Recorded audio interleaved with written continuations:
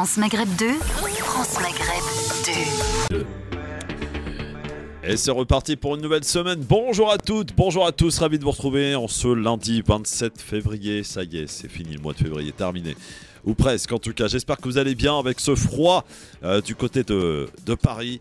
Il fait très froid, il pleut à Marseille, enfin, rien ne va plus. Franchement, il est temps que ça se termine et vive le printemps. Bien entendu, dans quelques jours, pour l'heure, eh bien, on est ravis de vous retrouver jusqu'à 18h avec au programme. Bien entendu, dans cette émission, les coups de gueule et coups de cœur de nos débatteurs tout à l'heure. Nous allons parler de cette crainte éventuelle de ce mois de mars rouge, que certains ont qualifié de mois de mars rouge. Inflation, augmentation des prix. Vous savez que c'est d'ailleurs aujourd'hui même que prennent fin les négociations concernant les prix qui vont être revus à la hausse, bien sûr, avec des augmentations entre 5 et 20% selon les produits, pour les produits d'aliments, évidemment, à partir du mois de mars. Est-ce que vous craignez ce fameux mars rouge, ou alors est-ce que, visiblement, voilà, peut-être que les économistes ont été peut-être un peu trop alarmistes. On y reviendra, bien sûr, avec vous tout à l'heure. Le Zap ou Mat, bien sûr, avec des infos que j'ai à vous donner et que vous commenterez, s'ils le souhaitent, bien sûr, Ali et Gamal Abina, qu'on accueille dans un instant. Notre invité tout à l'heure, on va revenir sur ce drame. C'est un homme, Alassane Sangaré, qui a été placé en garde à vue, puis placé en détention provisoire à la suite d'un conflit de voisinage. 5 jours après sa mise en détention provisoire, il a été retrouvé mort. Jusqu'à aujourd'hui, la famille n'a pas pu récupérer le rapport d'autopsie. Elle sera avec nous, c'est sa sœur, sur France Maghreb 2 pour un témoignage exclusif à ne pas louper tout à l'heure.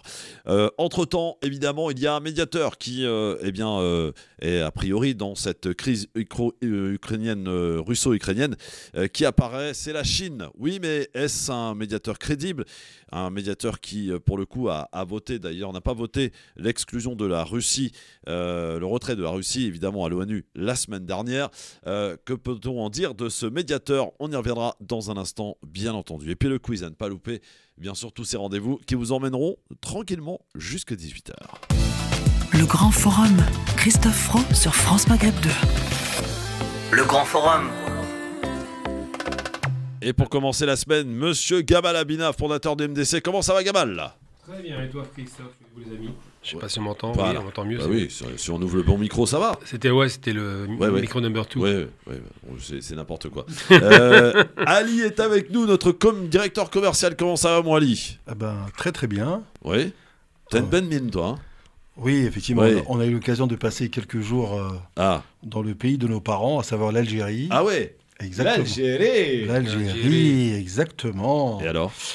Alors plein d'émotions, parce que c'est la première fois que j'emmenais mes enfants. Ah oui. Ils n'ont jamais été en Algérie. Ouais. Et pourtant, voilà, le dernier, il a comme 17 Quel ans. a été... Ah oui, quand même. Ah ouais, Quel a été leur ressenti?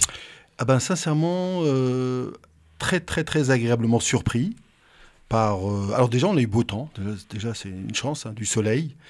Très agréablement surpris par les gens, la qualité, l'accueil, que ce soit toutes les autorités, par exemple la police, la douane, les commerçants, les gens très apaisés, les gens très polis. Et franchement, eux qui avaient l'habitude d'aller très souvent en Tunisie, donc forcément il faut une petite comparaison. Donc en fait ils ont dit que l'Algérie, entre l'image que l'on a des Algériens de l'Algérie, ils étaient plutôt très très très surpris, et ça leur donne envie d'aller, puisqu'on a l'occasion d'aller à Alger, à Constantine, à Annaba, et puis également ma ville natale, où j'ai eu l'occasion de faire un petit périple. Et j'encourage tous les parents à emmener leurs enfants dans ce beau pays, et de leur faire visiter leur pays, de façon à ce que quelque part, ils gardent une attache à ce beau pays qu'est l'Algérie. Voilà. Écoute, bravo pour ce petit pèlerinage, j'ai envie de dire, en compagnie de tes enfants en Algérie. Voilà, j'espère en tout cas que ça les aura marqués. Ils ont déjà envie d'y retourner. Ah oui, je les comprends en même temps. Voilà. Par contre, peut-être pas pendant la période estivale. L'estivale, il y a peut-être beaucoup de monde. Oui, puis il fait chaud. Et il fait effectivement relativement chaud. J'espère que tu as ramené des bonnes dates pour le Ramadan, là. Figure-toi qu'effectivement, je n'ai ramené que 2 choses. Quoi? Des dates. Et de l'huile d'olive. Et une petite bouteille d'huile d'olive qui est arrivée en dernière minute. Ah ouais. Oui. Très, très bonne, Qu'est-ce que tu très, fais, très gamin? bonne. Qu'est-ce que tu fabriques là? J'enregistre. T'enregistres quoi? Ah, enregistré. C'est pour les dates. Ouais. Pour les dates. Les dates. Ah ouais, non. Ah mais ouais, ça, c'est, les dates c'est d'Algérie. Ah, les dates algériennes. C'est quelque effectivement, chose. ça. Ah, mais les dates tunisiennes sont aussi très bonnes, certainement. Hein. Mais moi, j'avoue que là, les dates. Non, mais les dates d'Algérie, c'est les meilleures du monde. Voyons. Bon. Mon cher Ali, quand même. Bon, mais, Ouais. Après Alors. les dates japonaises. Après, les dates japonaises. Très bien. En tout cas, c'est à faire. Allez, on va commencer cette émission par les petits clins d'œil et les petites questions en rapport aux événements qui se sont déroulés un 27 février. Messieurs, je cherche un astronaute français né en 1978 à Rouen. Oh là là. Un astronaute français très connu. Très connu. Bah oui, très connu. Ouais, bah, c'est Il a été dans l'espace. je me rappelle, c'est. Moi, je me rappelle. Il n'a pas été en Algérie. Donc, Ah bah voilà. Voilà, c'est un problème. Je peux pas deviner. ah oui. Non, je me rappelle plus de son nom. C'est incroyable. Il est assez âgé maintenant. Je vois pas qui c'est, mais. Bah non, il est né en 1978. Ah, il est encore plus âgé, je pense, alors. Non, il était sur la station spatiale. On récemment. a parlé que de lui, messieurs. J'ai pas la télé. Thomas comment? Thomas Pesquet. Bah oui, Ah voilà, bah voilà. merci Ali. Non, mais Bah, c'est vrai merci, qu'on avait un Ali. trou de mémoire, mais. Thomas Ça y est, il part en Algérie, Mais- il oublie tout aussi. Ouais, mais Ah ça. oui, bah oui. Ouais, Je bravo. sais, Ali. Alors, on va faire appel à votre mémoire puisque vous avez un peu de mal avec les jeunes de mon âge. Non. Ah, Je cherche à présent un styliste maroquinier français mort en 1892. non, 1892. Oui. Ah oui, tu rigoles pas là. Ah bah non, je rigole pas. Ah, attends, laisse- Un styliste maroquinier Louis français. Vuitton. Louis Vuitton, très bien. Oh. Qui mit du Louis Vuitton? Bah, Gamel, il est venu avec un sac Louis Vuitton et tout ça. Donc... Oui, c'est sûr. Un sac Louis Vuitton. Non, effectivement. Bien Ouais, joué, c'est- Ali. Non, mais j'ai dit bien joué deux fois. Oui. Non, j'en ai- Ça arrive. Qu'est-ce plus. qui devient, messieurs, obligatoire en France en 1958 pour les automobilistes? La ceinture. Ce- Non. Permis de conduire. la vignette. Non. En 58. 58. Obligatoire en 58. Obligatoire. Oui, qu'est-ce qui devient obligatoire C'est- Attends, l'assurance- réfléchis. pour les automobilistes? L'assurance. Non, L'assurance voiture ouais. est une Ouais, bonne c'est- réponse. Voilà. Ah, donc avant, ils roulaient sans assurance, les mecs. Bah oui, c'était la belle vie. Très bien. 1915 à présent. Ah. Un incendie détruit en partie quel cabaret parisien? Le Moulin Rouge. Le Moulin Rouge. Mhm. Ouais. 1915. Ça, je me rappelle bien. Ouais, Ah il a été Gamel ce soir-là. J'étais là et j'ai Il pas a vu les chance. petites dames. Il a chance. En 2012 maintenant, c'est un peu plus près c'est des bon. étoiles, ou de chez nous en tout cas. Quel film muet et en noir et blanc Ah oui, le film avec. triomphe Oui, je me à rappelle la très bien. 84e cérémonie Les Oscars. des Oscars, Oscars, Jean ouais. Dujardin. en Dans le raflant jardin, absolument. Jean pas moins de 5 statuettes. Comment s'appelait ce film? Alors Jean là, Dujardin. oui, c'est Jean Dujardin, c'est, mais par contre, le film, c'est. Muet Ouais, non, je vois et très en bien. noir et blanc. Bah ouais, Donc, j'ai muet pas pour, vu, les, donc, pour les aveugles, c'est très compliqué. Et en noir et blanc, c'est encore. The Artist. Et en- Des artistes. The Artist, voilà, là, Ali. magnifique, bravo. Petit chapeau. Bravo, mon Ali. Pas ce qui est Voilà, piquette, hein. The Artist, évidemment. The Vous l'avez vu le film ou pas? Non, non, jamais. Ah bon? Si, moi je l'ai vu. Oui. Tu l'as vu? Bon, très, Mais très tu bien, vas jamais très au beau film. cinéma, gamin. Tu veux la bande son? Ah. Non, si, je vais au cinéma tout le temps, tu rigoles. Ah bon? Qu'est-ce que t'as été voir, dernier film? Vas-y. Le dernier film que j'ai vu? Oui. Star Wars, Star Wars. Ah ouais, d'accord. 77. Ah, bon, alors, Oula. moi j'ai été voir un film ce week-end, je vous le conseille absolument. Oui, tu vois. C'est à la Belle Étoile, c'est inspiré d'une histoire vraie. C'est un jeune évidemment qui a eu grave difficulté dans sa jeunesse avec une mère complètement absente, etc. Et il se retrouve en foyer. Et son rêve, c'est de devenir champion du monde de pâtisserie. Et il y parvient, et franchement, c'est magnifique. Ah Ce oui. que j'ai vu au cinéma dernièrement, c'était une horreur que j'ai détesté, qui a repris Chris Nolan. C'était Batman, une catastrophe, très mal fait. Mauvaise réalisation, mauvais acteur, enfin tout était mauvais. Donc là, j'étais très déçu, effectivement. Oui, bon. Dans un instant, on va parler de ce conflit, une nouvelle fois russo-ukrainien, qui est rentré d'ailleurs dans son premier anniversaire la semaine dernière. Et il y a un nouveau médiateur qui se propose pour essayer de tenter de régler ce conflit. C'est la Chine. La Chine où devrait se rendre notre président Emmanuel Macron début avril. Est-ce que la Chine est un médiateur crédible dans ce conflit? 01 40 33 9000 pour en parler avec nous, avec Gamal Abina, avec Ali et vous, amis auditrices, auditeurs. N'hésitez pas à prendre la parole au 01 40 33 9000. À tout de suite. Restez avec nous, le Grand Forum revient dans un instant sur France Maghreb 2. Le Grand Forum. Pour un témoignage exclusif, la sœur de Alassane Sangaré retrouvé mort au mois de novembre, 5 jours après sa détention à Fleury-Mérogis. À la base, c'était une histoire de conflit de voisinage. On y reviendra tout à l'heure. Sa sœur sera avec nous pour nous expliquer cette affaire. Avec Gamal Abina qui est avec nous, avec Ali, notre directeur commercial. Comment vont les affaires en ce moment, Ali? Ça va? Ouais, bah, écoute, ça va. Hein. Bon, très bien. Alors, la guerre en Ukraine et Emmanuel Macron qui va se rendre en Chine début avril. Il a appelé Pékin à faire pression sur la Russie afin de mettre un terme au conflit. Il a salué les efforts d'ailleurs chinois alors que s'engage un intense balai diplomatique avec la Chine, le pays qui souhaite promouvoir son plan de paix qui a été dévoilé vendredi dernier. Pékin qui commence à jouer les médiateurs, mon cher Gamal, dans ce conflit. De quel œil tu le vois, ce plan de paix qui a été proposé par la Chine? D'un très bon œil, d'abord parce que la Chine fait partie des membres permanents du Conseil de sécurité. Ensuite et surtout parce que la Chine n'est pas partie prenante pour le conflit, elle n'est pas européenne. Elle n'a pas d'investissement majeur en Ukraine et pas tellement que ça en Russie. Puis surtout parce que le poids de la Chine se positionne comme un intermédiaire neutre. Pourquoi ? Les Européens ne peuvent pas proposer de plan de paix puisqu'ils sont complètement partie prenante. Sanctions économiques, alimentation de la guerre par les armements. Donc ça ne fonctionne pas. Les pays qui ont du poids économique, ce serait la Chine et l'Inde, et qui ont un poids politique, pourraient effectivement se positionner, mais la Chine étant membre permanente, c'est elle qui a la meilleure position. Donc j'ai envie de dire simplement que effectivement, c'est la meilleure nouvelle qu'on ait entendue. Je pense que les Chinois ont l'oreille de Moscou aussi, ça compte pour beaucoup. Et surtout ils ont refusé de condamner l'invasion russe, hein, pour l'instant. À juste titre. Ouais. Ils sont embêtés chez eux avec Taïwan. Donc c'est pour ça que, est-ce que, en tant que médiateur, la Chine a une certaine crédibilité? 80% de la population mondiale a refusé de condamner l'invasion russe et s'est abstenue. La Chine a au départ condamné, hein, tout début elle a condamné, mais pas avec des actions coercitives. Et ce qui se passe, c'est que l'intérêt par rapport à la Chine, c'est qu'elle a aussi un moyen de pression sur la Russie que les autres n'ont pas. Les autres aussi, les sanctions, ça n'a pas marché. Mais si la Chine dit aux Russes, faites la paix, négociez, sinon nous ne pourrons plus vous soutenir économiquement, à ce moment-là, les Russes seront bien obligés de plier. Et puis à côté de ça, c'est vrai que les Chinois ont une posture extrêmement confortable.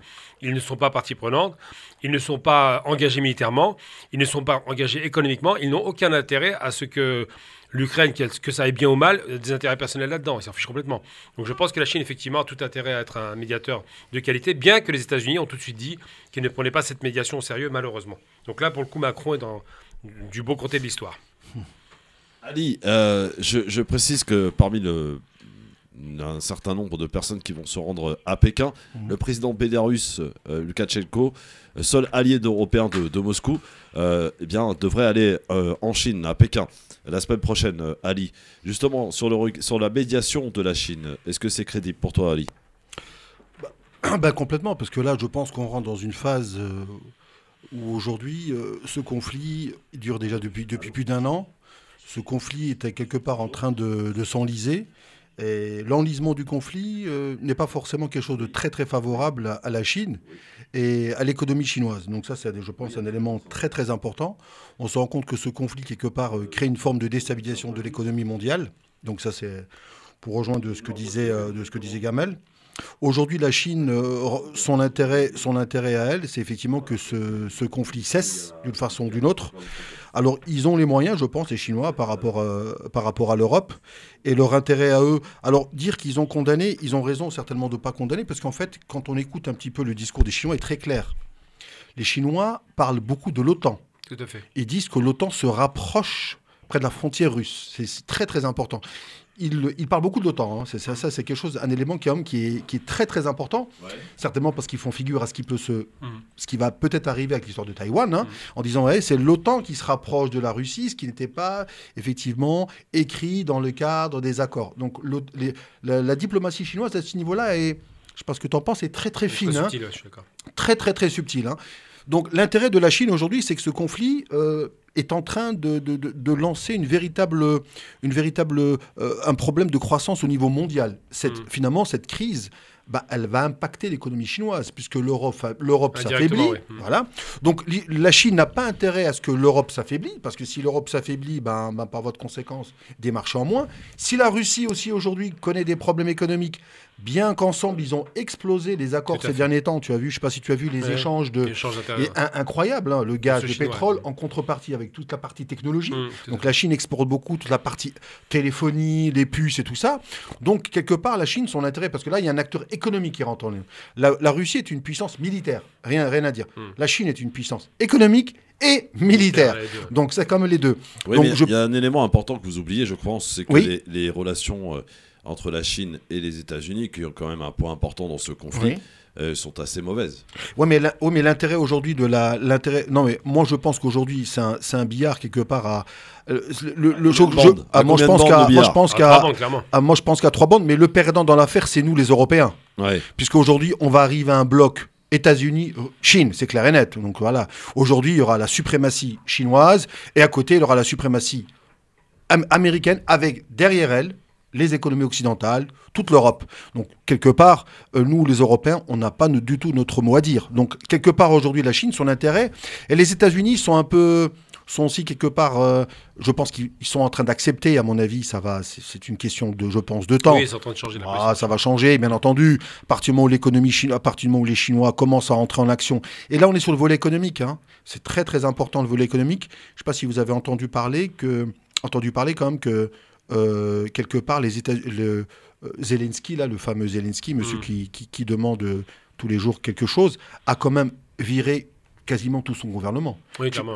Est-ce que Gamel, tu penses il y a une autocratie, bien sûr. Est-ce que tu penses que c'est lui qui l'a fait ou que quelqu'un lui a imposé de dégager tous ces corrompus? Je pense que les États-Unis ont dû leur dire, vous me dégagez tous ces corrompus. Je précise que Emmanuel Macron, je le disais tout à l'heure, partira donc début avril en Chine.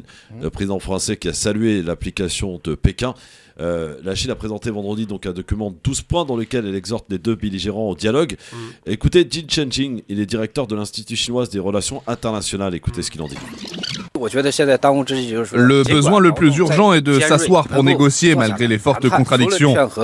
Outre la promotion de la paix et des pourparlers, la Chine a également fait des propositions sur la manière de désamorcer et de prévenir les risques stratégiques et maintenir la sécurité des centrales nucléaires. Alors, je précise également que les pays occidentaux ont globalement accueilli cette intervention diplomatique chinoise avec scepticisme. Le président ukrainien Zelensky s'est dit prêt, lui, à travailler avec Pékin et annonce son intention de rencontrer son homologue Xi Jinping, président chinois, qui a également prévu de se rendre à Moscou prochainement dans les quelques semaines à venir. Méziane est avec nous au 01 40 33 9000. Bonjour Méziane. Oui, bonjour Christophe, bonjour à tes invités. Bonjour Méziane. Et à toute la fine équipe. Oui. Bonjour. Oui, alors moi qui ne suis pas un grand politicien averti comme vous, je vais apporter mon raisonnement, il vaut ce qu'il vaut. Moi, oui, ça fait rire déjà pour commencer. C'est la manière dont vous le dites. Vous me faites rigoler parce que on ne prête qu'aux riches. Hein. Moi, je suis pauvre. Alors, vous prenez pour un rigolo. Non, pas du tout. Mais c'est pas loin là. Écoutez, d'abord, je voudrais faire une petite remarque, pas désobligeante, très sympathique. Quand j'entends une personne d'origine maghrébine comme moi, qui dit nous les Européens, ça me fait toujours bizarre. Déjà pour commencer, ça c'est une petite parenthèse. Mais c'est sympa, c'est pas méchant, parce que mes enfants disent aussi nous les Français. Pas qu'à voir, hein. Ah oui, mais ils sont français, vos enfants. Moi ça me choque. Oui, mais non, mais c'est psychanalytique, je ne sais pas. Oui, alors concernant le problème de la paix qui serait négocié par les Chinois, je n'y crois pas une seconde. Parce que les États-Unis et l'Europe ont décidé, une fois pour toutes, qu'ils seront les maîtres du monde contre tout ce qui est différent, c'est-à-dire, bon, les Africains, on n'en parle même pas, l'Asie et la Russie, qui fait partie quelque peu de l'Asie et puis de l'Europe. Il y a une question d'orgueil qui vient de très très loin, où les États-Unis ne veulent pas voir quelqu'un, un pays, les dépasser, et la Chine est en voie de le faire. Et si la Chine et la Russie s'allient, je vous assure que ce sera eux les maîtres du monde, économiquement, industriellement et militairement. Alors, Moi, je vais reprendre peut-être le premier point. Quand vous dites que vous ne croyez pas du tout entre les États-Unis et les Occidentaux, ou l'Europe, je pense qu'aujourd'hui, l'Europe, quelque part, pour moi, est, au contraire, dans ce dossier, on a vu qu'il est sorti relativement affaibli. Il n'y a aucune politique européenne aujourd'hui qui s'est malheureusement qui a émergé lors de ce conflit. Vous avez vu, chaque pays s'est un petit peu débrouillé tout seul sur le plan énergétique. Il n'y a pas eu véritablement une politique commune. Donc ça, c'est le premier point. Donc on voit que l'Europe, quelque part, l'Europe unie n'existe pas. L'Europe militaire n'existe pas du tout. Preuve en est, c'est grâce aux États-Unis. Si les États-Unis ne sont pas là, cette guerre, peut-être, effectivement, n'aurait pas duré aussi longtemps et ne durera pas aussi longtemps. Donc ça veut dire que, quelque part, l'Europe est absente. Voilà. Quand vous dites les Chinois... Attends, excusez-moi. Elle est absente, mais en même temps... elle est soumise aux États-Unis. Voilà, tout à fait. Donc, quelque part, elle est plus, si vous voulez, elle est plus alignée qu'alliée. Mais ils ont quand même un point commun, tous les Européens, c'est qu'ils sont tous soumis aux États-Unis. Oui, donc c'est ce que je viens de... d'une certaine manière... Pas tous, mais bon. C'est ce que je viens de vous dire. Je veux dire qu'ils sont... D'une certaine manière, c'est la voie des États-Unis. Oui, exactement. Regardez aujourd'hui le pays qui est le plus puissant en Europe, qui est l'Allemagne. Dans ce conflit, vous avez vu, la position d'Allemagne est relativement problématique. L'Allemagne n'avait jamais de différend avec la Russie. Tout au contraire. Ils ont fait le fameux pipe. Hein, mais l'Allemagne veut ménager la chèvre et le chou. Mais oui, comme quoi ils n'ont pas de problème avec la Russie. Vous voyez ce que je veux dire? Non, ils n'ont problème avec personne. Exactement. Mais malgré tout, avec leur histoire passée, exactement. Ils pensent que les États-Unis, c'est leur maître. Alors Méziane, non, parce que regardez, aujourd'hui, quand vous voyez économiquement, là on va sur le terrain économique, on sait bien que là, les États-Unis avaient peur d'un point, qui est l'alliance de l'axe germano-russe. Parce que quand vous aviez la première puissance européenne qui travaille avec la Russie, où il y a énormément de besoins, avec un pays qui est largement quelque part crédible, puisqu'il dispose de ressources énergétiques absolument monstrueuses. Il y avait ces accords avec Yamal. Vous savez que Yamal, c'est le plus grand projet énergétique à 15 milliards de dollars. D'ailleurs, on n'en entend plus parler. C'est quand même assez paradoxal. Donc je pense que sur le plan économique, il y a quand même un élément important. L'axe germano-russe, aujourd'hui, fait énormément peur aux Américains.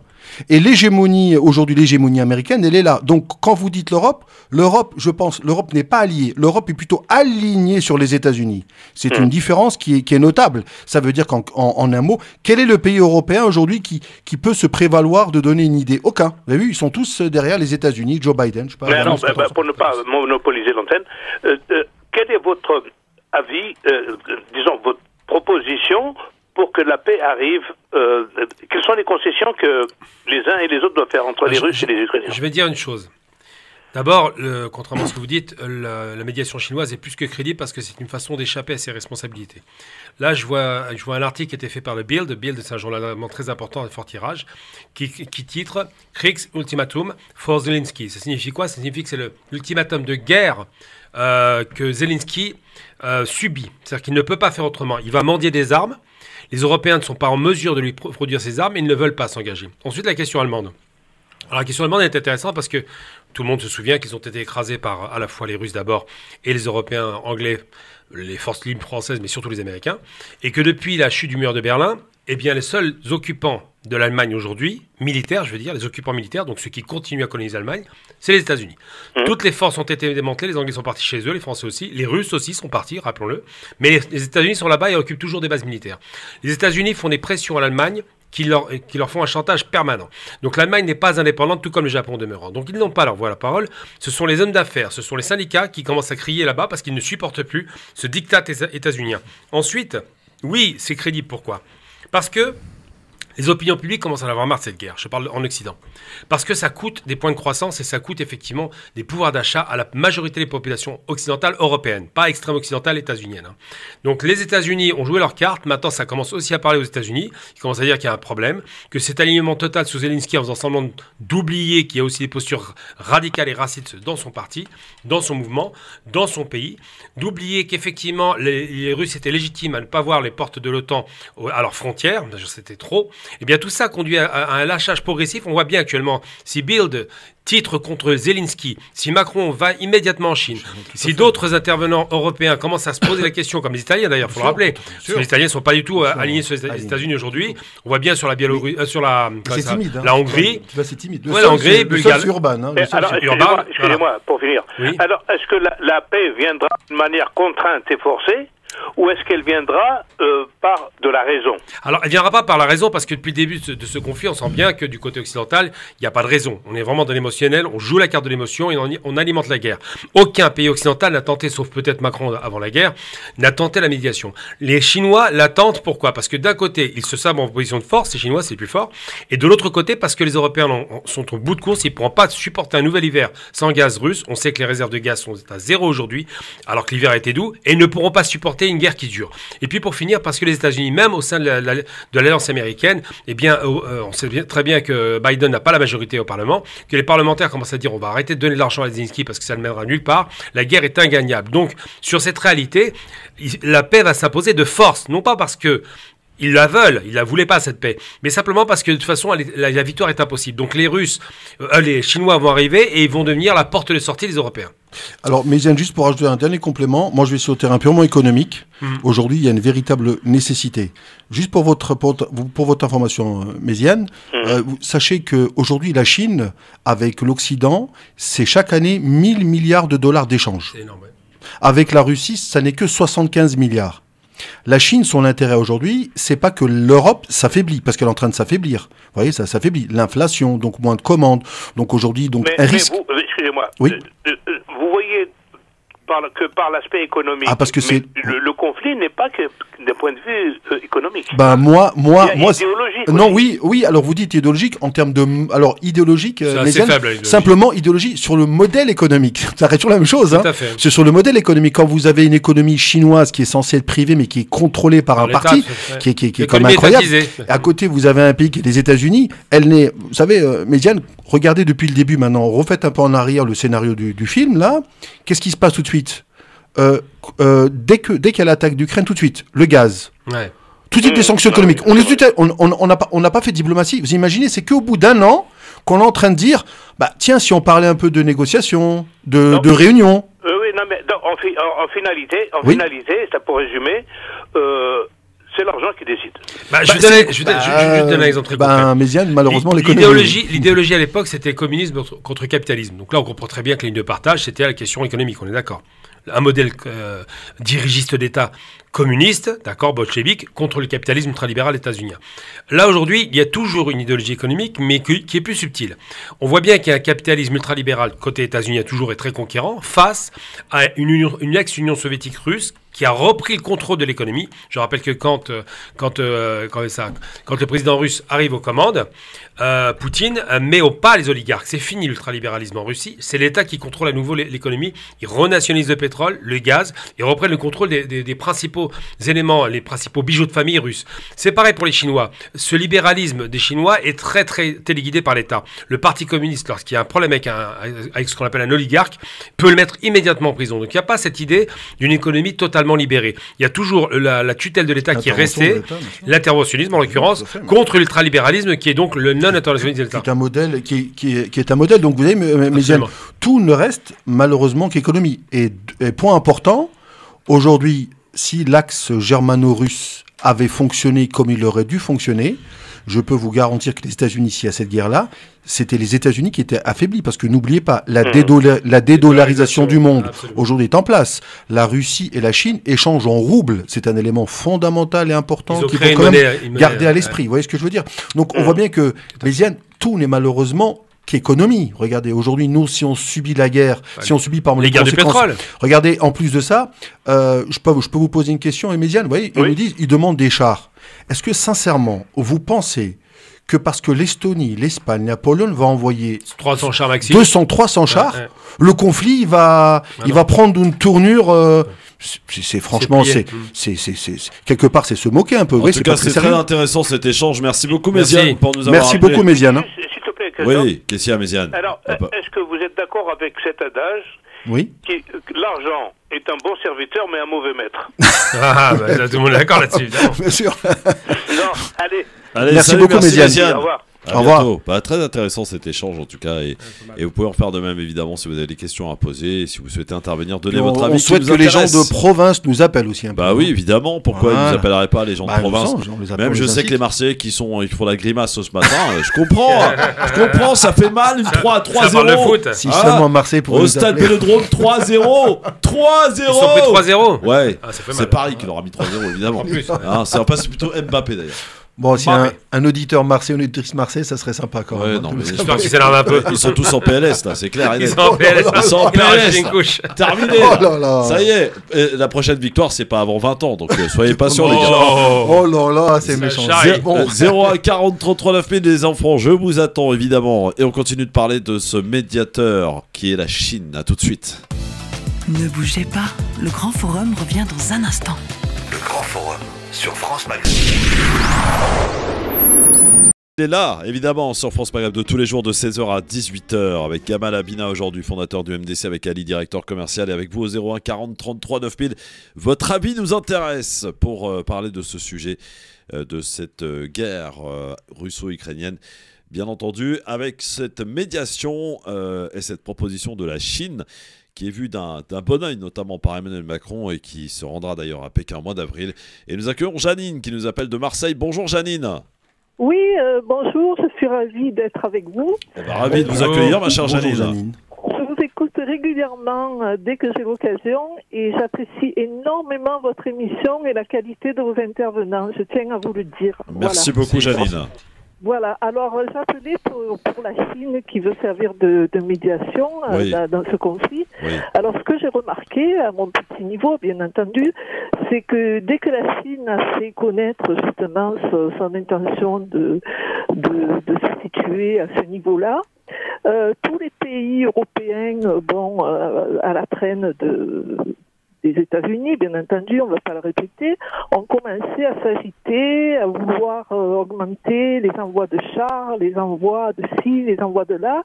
Et donc, dans mon esprit, je pense que ça a déclenché un petit électrochoc et ils se sont dit, si actuellement la Chine qui a déjà préparé un dossier en amont pour présenter quelques propositions, Ouais. l'Ukraine, évidemment, dans le contexte actuel, n'a aucune bille pour éventuellement avoir des exigences comme le voudrait M. Zelensky qui veut récupérer la Crimée, tout le Donbass, etc. Et donc, à ce moment-là, ils se sont agités. Ils ont dit, on va envoyer des chars, on va envoyer des antimissiles, etc. Et pour justement arriver à une négociation en ayant une position un petit peu plus, à leur avantage que ce qu'elle se situe actuellement. Voilà, moi, c'est mon point de vue. Voilà. Partagé ou pas par Gamal Abina le point de vue de Janine? Qui veulent arriver à la médiation, bah évidemment. Le problème, c'est que d'un côté, Zelensky se sait en bout de course. Les Européens savent que c'est pas gagnable. Les États-Unis veulent continuer à pousser l'avantage sur un terrain qui est absolument pas gagnable. En vérité, aujourd'hui, la guerre va s'arrêter sous peu. Je sais pas, 2, 3, 5 mois, j'en ai aucune idée. Les Chinois trouveront avec des pressions économiques possibles sur la Russie et puis surtout avec le fait qu'ils aient un poids considérable à l'ONU malgré tout, et ils trouveront un moyen de sortir de ce bourbier, les Ukrainiens pour commencer, et puis les Européens qui se sont emmêlés là-dedans sans réfléchir. Mais c'est vrai que moi, je crois en la médiation chinoise parce que c'est un État qui est quand même beaucoup plus sérieux en termes de diplomatie que les États-Unis qui passent leur temps à faire de l'esbrouf. On voit bien avec Biden qui a dit encore une fois, qui a encore formulé des menaces contre la Russie en parlant de 300 chars, ce qui est comment ridicule. Janine, merci beaucoup de votre appel. Vous avez eu la neige, paraît-il, à Marseille? Merci beaucoup. Non, à Marseille, enfin à Marseille même, dans la ville, moi j'ai rien eu du tout. Bon, aux alentours de Marseille, oui. Et je tenais à vous dire, pour le Paris Saint-Germain qui a gagné hier, moi je suis marseillaise, mais l'OM, ça me fait ni chaud ni froid. Donc... C'est bien, bravo Janine, bravo. Merci beaucoup. Merci beaucoup Janine, merci beaucoup. Bah voilà, on a des gens désintoxiqués, hein, et tant mieux d'ailleurs. 01 40. Il faudrait le faire avec les Parisiens. Hein. Quoi? Il faut désintoxiquer les Parisiens aussi. Pourquoi tu veux désintoxiquer ici? On est où là? On est où toi, là? Toi, là, on est où ici? Ici, je sais pas. On est à Paris, mon gars. Tu vois? Voilà, ici, Paname, Paris, ils sont à Marseille. de la France. Voilà, qu'est-ce que c'était beau hier soir. C'était magique. 01 40 33 9. Je me suis régalé. J'ai pris mes pop-corn. Quelle soirée. Allô, bonjour, qui est avec nous? Oui, bonjour. Bonjour monsieur, quel est votre prénom? Bonjour. Samir. Samir, il nous appelle d'où, c'est Samir? D'Orléans. De Orléans, bah oui, tu voulais des gens de la province, mon Ali. Ils sont là. Bah oui, je vous écoute tous les jours, là. Moi, je vais au travail, mais je vous écoute tous les jours. Je voulais revenir à propos des votes des pays qui étaient soi-disant contre l'invasion russe vers l'Ukraine. Oui. Bah, il faut préciser que il y a beaucoup de pays qui ont eu la pression des États-Unis. Hein. Donc le vote, pour moi, il est caduque. Hein. Pour. 141 votes pour, ont voté pour le retrait de la Russie. Voilà. C'est très bien que... C'est le deuxième meilleur score depuis le début du conflit. On ne croit plus à l'Occident, puis surtout aux Américains, puis l'ONU a été créé, ou l'OTAN a été créé pour justement... comment dire, contre les pays qui sont justement le pacte de Varsovie et tout ça. Et, le pacte de Varsovie. Et même quand on... Comment? Au départ, c'était créé contre le pacte de Varsovie. C'était créé oui, avant oui, même. Alors, à l'origine. Mais bon, tout ça c'est fini. Et même quand on nous parle de juger Poutine ou au tribunal international, ça me fait rire ça aussi. C'est vrai. Ouais, d'ailleurs, la petite phrase de Zelensky à propos de Poutine qui déclare Poutine sera tué par l'un des siens. Il peut toujours rêver. Voilà. Oui, mais... Par l'un de son clan. En fait. Zelensky, ce qu'il a un poids, lui c'est une marionnette. Hein. Et puis il faut qu'il se fasse désintoxiquer aussi. Samir, il fait quoi dans la vie, Samir? Voilà. Comment? Tu fais quoi dans la vie? Je suis routier. Ah bah voilà, les routiers. Bon métier. Bon, et ben, est-ce que vous allez bloquer le pays, le routier, le 7 mars, c'est prévu ou pas? Bah moi, personnellement, non, parce que je suis pas embauché. Ouais. D'accord, mais t'as entendu des appels? T'as entendu des appels dans ce sens ou pas? Est-ce qu'il y a eu des appels dans ce sens chez les routiers? J'en ai pas entendu du tout. D'accord. Pas du tout. Bon, eh bien, merci beaucoup en tout cas, Samir, et continue de nous écouter sur la route et surtout sois prudent, hein, évidemment. Et pas de soucis, je vous remercie. Et allez, sans produits illicites, bien entendu, lorsqu'on conduit. C'est tout à fait clair. 01 40 33 9000. Bah voilà, donc on va clôturer ce premier débat. Juste pour clôturer, les États-Unis, en fait, leur caractéristique, c'est véritablement défendre leur intérêt. Ouais. Donc effectivement, ça, les États-Unis, pour ça, ils sont champions du monde. Hein. Or, aujourd'hui, je trouve que nous, les Européens, malheureusement, en étant un petit peu les alignés et non pas les alliés des États-Unis, quelque part, les États-Unis, pour défendre leur hégémonie, toujours malheureusement, on doit les suivre, ceux qui dictent. Et quelque part, c'est embêtant parce qu'à la fin de ce conflit-là, on va s'apercevoir qu'effectivement, on va être... on est au milieu, on va être un petit peu spectateur entre ce que va faire les États-Unis et la Chine et la Russie. Et nous, à côté, les Européens, qu'est-ce qu'on fait? Nous, on fait que subir l'inflation, la hausse des prix, la hausse des prix, la hausse des prix. Voilà. Geneva Sangari sera avec nous dans un instant. C'est la sœur de Alassane Sangaré qui est mort donc à l'issue d'une détention provisoire 5 jours après sa mise en détention provisoire à Fleury-Mérogis, qui au départ était une banale histoire de conflit de voisinage. Jusqu'alors, la famille n'a toujours pas récupéré le rapport d'autopsie. Elle se bat pour ce faire et nous y reviendrons avec ce témoignage absolument incroyable du côté de l'Essonne avec c'est notre invité d'ici quelques instants. À suivre, messieurs, le Zap ou Mat. Je vais vous donner des infos, à vous de choisir, Ali, Gamal, de décider de les commenter ou de les zapper avec vous, auditrices, auditeurs évidemment, pour intervenir à n'importe quel moment dans cette émission. 01 40 33 9000, c'est le numéro de téléphone, le numéro du bonheur, le numéro de la liberté d'expression. Ça fait du bien, et pour autant qu'elle existe encore, et ici on en est la preuve vivante, donc tâchez d'en profiter. À tout de suite. Ne bougez pas, le Grand Forum revient dans un instant. Le Grand Forum sur France Maghreb 2. Jeff sur France Maghreb 2, merci d'être avec nous. Ali et Gamal Abina sont avec nous et place maintenant au Zap ou Mat.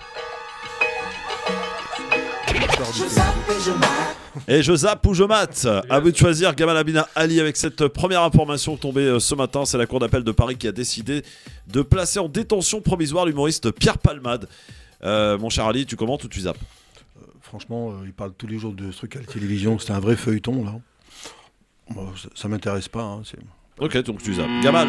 Zap, direct. Ah ouais, vous voulez pas parler de Pierre Palmade? Est-ce que, franchement, La cour d'appel a cédé à la pression médiatico-populaire. Ça c'est une question. Je pense que oui. Maintenant, le type, on a dit qu'il avait un AVC. C'est un feuilleton tous les jours. Hein.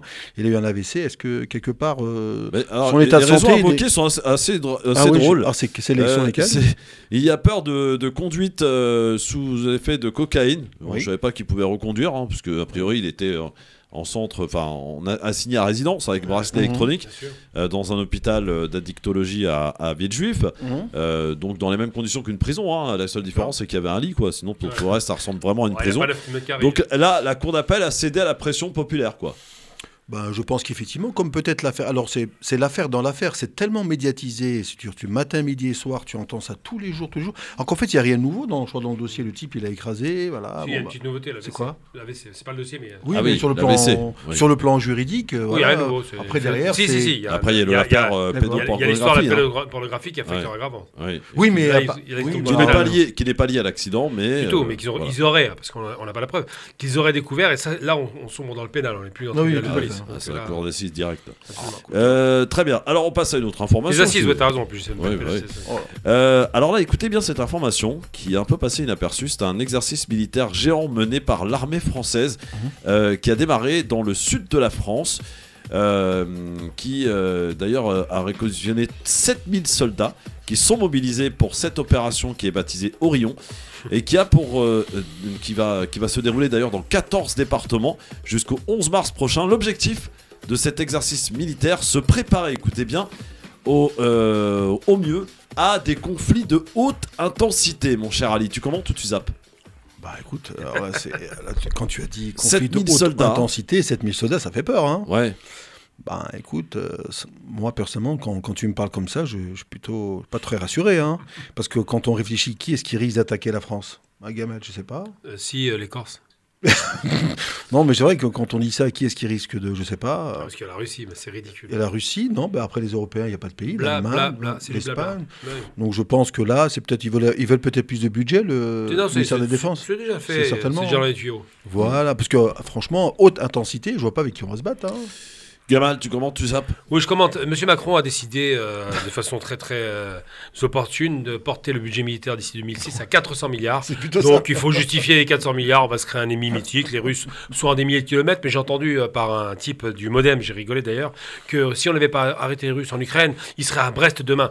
Donc ce genre de débilité, on les connaît, c'est juste du verbiage, c'est de la danse, on montre ses muscles, on montre qu'on est des hommes. Dans les faits, si la France était attaquée par la Russie, il n'y a que le nucléaire qui la protège. Autre information, 3 semaines après les terribles tremblements de terre dévastateurs en Turquie, plus de 600 personnes font l'objet, messieurs, d'une enquête.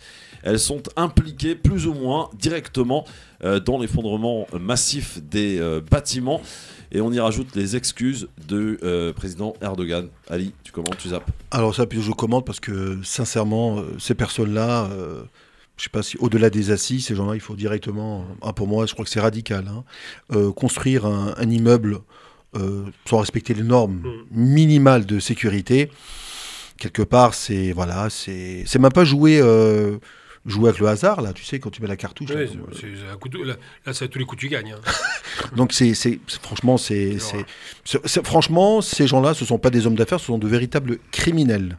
Et ces gens-là, je pense qu'ils doivent être jugés rapidement, et de façon à ce que, quelque part, ça donne véritablement aussi un signe, et ça fasse peur à l'être humain, parce que tu vois, la cupidité, ça n'a pas de limite. Hein.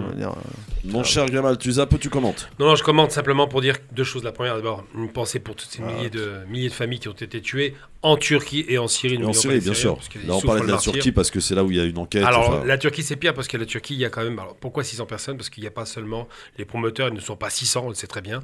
Il y a toute l'infrastructure administrative qui est dans le bateau. C'est la raison pour laquelle M. Erdogan demande pardon, parce que son administration a failli malheureusement et les conséquences sont très lourdes. Quand on construit un immeuble de 8, 10, 12 étages, dans les conditions... Déjà, les immeubles ne sont pas respectés absolument aucune norme de construction classique. Hein. On ne parle même pas du sismique, on parle classique. Hein.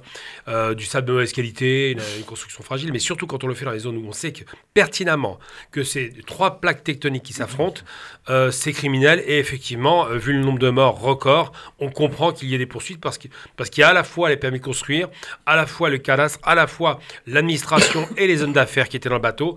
Et toutes ces conditions ont conduit à la mort volontaire. Je dis bien volontaire parce que c'est la cupidité, comme tu l'as dit. Et le terme est parfaitement bien choisi pour le coup. La mort de milliers de personnes. Donc, ça mérite largement la poursuite. La star marocaine Saad Lamjared a été condamnée à 6 ans de prison ferme pour viol aggravé. Une décision qui a été prise par la cour d'assises de Paris vendredi 24 février. Ce qui lui est reproché, c'est le viol d'une femme et de l'avoir frappée dans une chambre en 2016. Mon cher Ali, tu commentes ou tu zappes? Non, moi, la seule chose, c'est que j'ai lu ça avant-hier, mais 2016, ça me paraît loin quand même. Hein. Non, c'est 10 ans. Non, mais ça me paraît loin. Oui, non, mais ça me paraît loin. Attendre 7 ans pour juger quelqu'un. C'est le temps de la justice, malheureusement. C'est long. Je pense que c'est long. Après, moi, j'ai pas de commentaires. Ce qui m'a assez surpris, c'est quand même toutes ces stars marocaines qui sur Instagram, après la décision, soutiennent le chanteur Saad Lamjared. Voilà, c'est de mauvais goût, je trouve. Gamal, tu commentes ou tu zappes? Oui, je vais commander parce que tu viens de dire quelque chose d'intéressant. Toutes ces stars marocaines, bon, pas tant que ça en réalité, mais quand même quelques-unes. Il y en a beaucoup. Hein. Sur Instagram, allez les voir. Oui, il y a quelques-unes. Oui, j'entends bien, mais ce qui se passe, c'est comme pour Palmade. On voit qu'il commence à y avoir des relents de soutien, alors qu'il n'y a rien à pardonner. Donc la problématique, c'est quoi? C'est le temps de la justice. Tu vois, l'affaire Ramadan, par exemple, ça fait plus de 5 ans maintenant, bientôt 5 ans et demi. Mais qui n'a toujours pas été jugé. Toujours pas jugé. Là, la différence, c'est que Saad Lamjared, c'est jugé, ça y est. Oui, mais pour t'expliquer, c'est que c'était très long parce qu'il y a eu le Covid. Donc 2 ans de retard d'emblée déjà. Et ensuite, au-delà de ça, parce que la justice française est très longue. L'instruction prend un temps fou. Et sur les affaires de viol, il faut les confrontations, il faut les vérifications. Il y a tout un tas de procédures, comme par exemple vérifier l'expertise psychiatrique pour voir si la personne est saine ou pas. Donc ça se fait des deux côtés. C'est très compliqué. C'est la raison pour laquelle il a fallu autant de temps. Maintenant, est-ce qu'il a ou pas violé? Si c'est établi, c'est établi. Et il mérite la prison. Quant à ceux qui le soutiennent, ils oublient quand même qu'il faut d'abord soutenir les victimes. Absolument. Autre information, messieurs, c'est l'affaire Amira Bouraoui qui continue de faire couler beaucoup d'encre, et notamment la justice tunisienne qui, le 24 février dernier, a condamné l'opposante algérienne en son absence pour entrée illégale sur le territoire tunisien à 3 mois de prison. Mon cher Ali, tu commentes ou tu zappes? On en avait parlé, je crois, il y a déjà 2 semaines de cette dame-là. On ne la connaissait pas. Elle était en Tunisie. Je sais qu'effectivement, les autorités algériennes n'étaient pas très contentes. On est dans des pays de droit. Si la justice tunisienne a le droit de la condamner à 3 mois, tant mieux. Mais sinon, moi, je la connaissais pas, cette dame-là, avant. Moi, je la connaissais, mais pas. Elle s'est fait connaître par Shurok, le magazine. Gamal. Et c'est une dame parfaitement inintéressante. C'est une sorte d'agitatrice qui, au départ, était sur un bon combat. Je le rappelle quand même. Quand elle a fait Barakat avec les autres. Oui, Barakat. Je parle du combat Barakat en 2011-2014. Après, elle a dérapé complètement. Elle voulait exister à tout prix. C'est quelqu'un qui a des problèmes personnels à régler. Et je pense qu'elle ne mérite absolument pas la publicité qu'on lui fait. Voilà, je sais pas. À mon avis, cette dame-là, écoute. Je sais pas si t'en penses, écoute, elle est en France actuellement, donc ça va. Elle est dans un pays de droit, donc écoute, si elle a commis des actes délictuels, qu'elle soit condamnée. Sinon, pourquoi en parler tous les jours, je sais pas. Alors dernière information, messieurs, si l'un d'entre vous peut aller accueillir notre invité qui arrive, c'est l'Algérie qui est un allié traditionnel, vous le savez, de la Russie, et qui pour autant annonce la réouverture de son ambassade du côté de Kiev en Ukraine. Tu commentes ou tu zappes, mon Ali? C'est normal. L'Algérie, je pense qu'elle a complètement raison. Elle n'a jamais eu de problème problème diplomatique avec l'Ukraine, que ce soit l'Ukraine ou la Russie. Et au contraire, peut-être le fait de réouvrir son ambassade, je pense que ça laisse prévaloir dans l'intérêt du pays, disent-ils. Dans l'intérêt du pays, et peut-être ça laisse prévaloir quelque chose de positif, parce qu'en général, s'ils font ça, c'est que quelque part ils savent qu'il y a peut-être des choses, peut-être des choses à mettre en place. Par contre, j'espère que nous, les Européens, avec tout ce qu'on a fait Zelensky, la reconstruction de l'Ukraine, on récupérera quelques chantiers, parce que j'ai pas l'impression, parce que tu as entendu que c'est BlackRock, le fond. Mais c'est comme lui. Mais c'est comme lui qui a pris, donc on aura quoi, les prises, on aura quoi, les jardins, les électriques, les peintures. C'est comme les retraites. Mon cher Gamal, tu commentes ou tu zappes? Oui, je commente. C'est un signal très intéressant, parce que les Algériens sont très proches des Russes, comme tu viens de souligner, et que s'ils ouvrent, alors qu'il y a un risque évidemment, s'ils ouvrent, c'est qu'ils sont sans doute mis d'accord avec Moscou pour dire qu'il n'y aura pas de prise de la capitale, c'est à peu près sûr. Il y aura une négociation, que Zelensky semble prêt à y aller puisqu'il va en Chine. Donc je pense qu'on va sortir certainement enfin de ce conflit inutile par le haut, et les Algériens sont quand même mieux informés par rapport aux Russes que beaucoup d'autres. Absolument, et je précise d'ailleurs que l'Algérie, par la voix de son président Abdelmadjid Tebboune, devrait se rendre en toute logique dans une visite d'État à Moscou au mois de mai prochain, comme ça a été annoncé, comme d'ailleurs une visite également d'État prévue en France. Celle-ci est un peu plus compromise. Voilà pour ce qui était du Zap ou Mat, évidemment, sur France Maghreb 2. Place maintenant, si vous le voulez bien, à notre invité qui entre à l'instant dans nos studios. Voilà, on est parfait dans le timing et j'aime ça. Pour nous raconter cette histoire incroyable qui se passe et qui remonte au mois de novembre dernier, l'affaire de Alassane Sangaré. Et nous avons avec nous dans nos studios, le temps qu'elle s'installe, voilà, tranquillement, sa sœur qui est avec nous, donc sœur de Alassane Sangaré, cet homme qui est décédé 5 jours après sa détention à Fleury-Mérogis, qui pour au départ était une affaire de conflit de voisinage. On va tout vous expliquer, ou putain sa sœur plutôt va nous expliquer. C'est Djeneba Sangaré qui est avec nous, bonjour. Bonjour. Bienvenue à vous sur France Maghreb 2. Merci pour votre invitation. Eh bien, c'est avec plaisir en tout cas. Alors, cette affaire est absolument incroyable. Votre frère était marié, avait des enfants. Il habitait un appartement, j'allais dire, de tout ce qu'il y a de plus traditionnel. Et il avait visiblement un conflit avec la voisine, d'en dessous ou du dessus, je ne sais pas, qui dénonçait un certain nombre de tapages nocturnes, musique forte, etc., etc. Et cette dame n'a cessé d'aller porter plainte régulièrement au sein du commissariat de la ville. Jusque-là, j'ai bon. Oui, voilà. Tout est bon. Et ils ont été convoqués, votre frère et votre belle-sœur, dans le cadre de cette affaire. Votre belle-sœur, elle, a été relâchée sous contrôle judiciaire et votre frère a été, lui, placé en garde à vue. Donc garde à vue pour des plaintes déposées pour tapage nocturne, hein, on est d'accord. Et surtout pour une altercation, parce que là, sa garde à vue, elle concernait une altercation qui, en fait, était déjà liée entre ma belle-sœur et la voisine. Mon frère, lui, n'y participait pas. D'accord, donc il y a eu conflit entre votre belle-sœur et la voisine. Voilà. Hein, et donc il y a eu une altercation. Et donc dans ce cadre-là, le commissariat a souhaité entendre votre belle-sœur et votre frère. Et donc c'est votre frère qui se retrouve, lui, placé en garde à vue. C'est ça. Donc ils les ont convoqués pour avoir leurs deux versions, qui est la même pour les deux. Donc que c'est une altercation entre ma belle-sœur et la voisine, et mon frère n'a pas participé.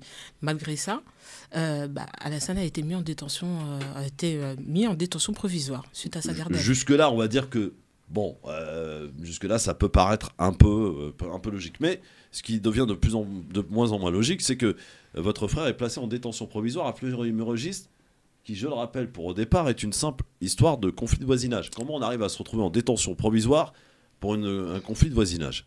Voilà, c'est là où nous, on ne comprend déjà pas pourquoi, effectivement, pour un simple conflit de voisinage, il a été mis en garde à vue, en détention provisoire. Comment cette personne, elle a usé, nous, c'est ce qu'on a su, hein, elle a usé d'un contact au commissariat de Montgeron, c'est la ville d'à côté, pour déjà encore plus charger son dossier. Et c'est là que nous, tout ça, ça paraît incroyable. Cette escalade de répercussions qui font que un simple homme ordinaire comme Alassane, marié, 3 enfants, qui travaille depuis 10 ans à Bouygues Énergie et Réseau, arrive à une garde à vue pour un simple conflit de voisinage et en détention provisoire. Alors, il se retrouve effectivement en détention provisoire à Fleury-Mérogis, hein, vous devez imaginer un petit peu, je pense, le choc pour Alassane, pour votre famille aussi, bien sûr. Oui, parce que là, du coup, déjà, on se dit pourquoi il va en détention provisoire. Nous, on pensait qu'après la garde à vue, il allait sortir. Je pense que lui aussi, c'était la même impression qu'il pensait avoir. Donc, il y va en sachant qu'il partait en détention provisoire pour un jugement qui devait avoir lieu le 9 janvier. Donc, on savait déjà que, avec notre avocat, on allait tout faire pour qu'il puisse sortir le plus rapidement possible, puisqu'il travaille. Donc, du coup, on n'allait pas le laisser. L'avocat allait faire une demande de remise en liberté. Donc pour nous, même si déjà ça nous paraissait incroyable, on s'est dit ça va pas durer très longtemps, le temps que les procédures se mettent en place. Il va sortir dans pas longtemps. Alors le drame intervient 5 jours plus tard. Voilà. Comment vous avez appris la mort de votre frère ? C'est ma belle-sœur qui l'a appris. En fait, elle a appris le vendredi 25 novembre, après-midi. Des policiers de Montgeron sont venus sonner à sa porte pour lui indiquer qu'Alassane était décédé. Alors la version officielle de ce qui est retenu par l'administration pénitentiaire, c'est le suicide de votre frère et vous n'y croyez pas? Du tout. Puisque dès qu'on a appris, nous, son décès, déjà le vendredi 25, on nous a demandé de contacter un numéro. C'était la gendarmerie de Fleury-Mérogis. Donc on a contacté, là ils nous ont annoncé qu'effectivement la scène était décédée, mais déjà depuis la veille, au matin. Donc déjà il était décédé le jeudi 24 matin. Nous, on l'a appris, voilà, 24 novembre. Donc, ça veut dire que déjà, il y a un jour et demi qui s'est passé où la famille, nous n'avons pas été informés. Ouais. Ensuite, on nous dit d'attendre tout le week-end et qu'il fallait rappeler lundi que le brigadier en charge de l'enquête allait nous contacter. On se dit que c'est pas possible.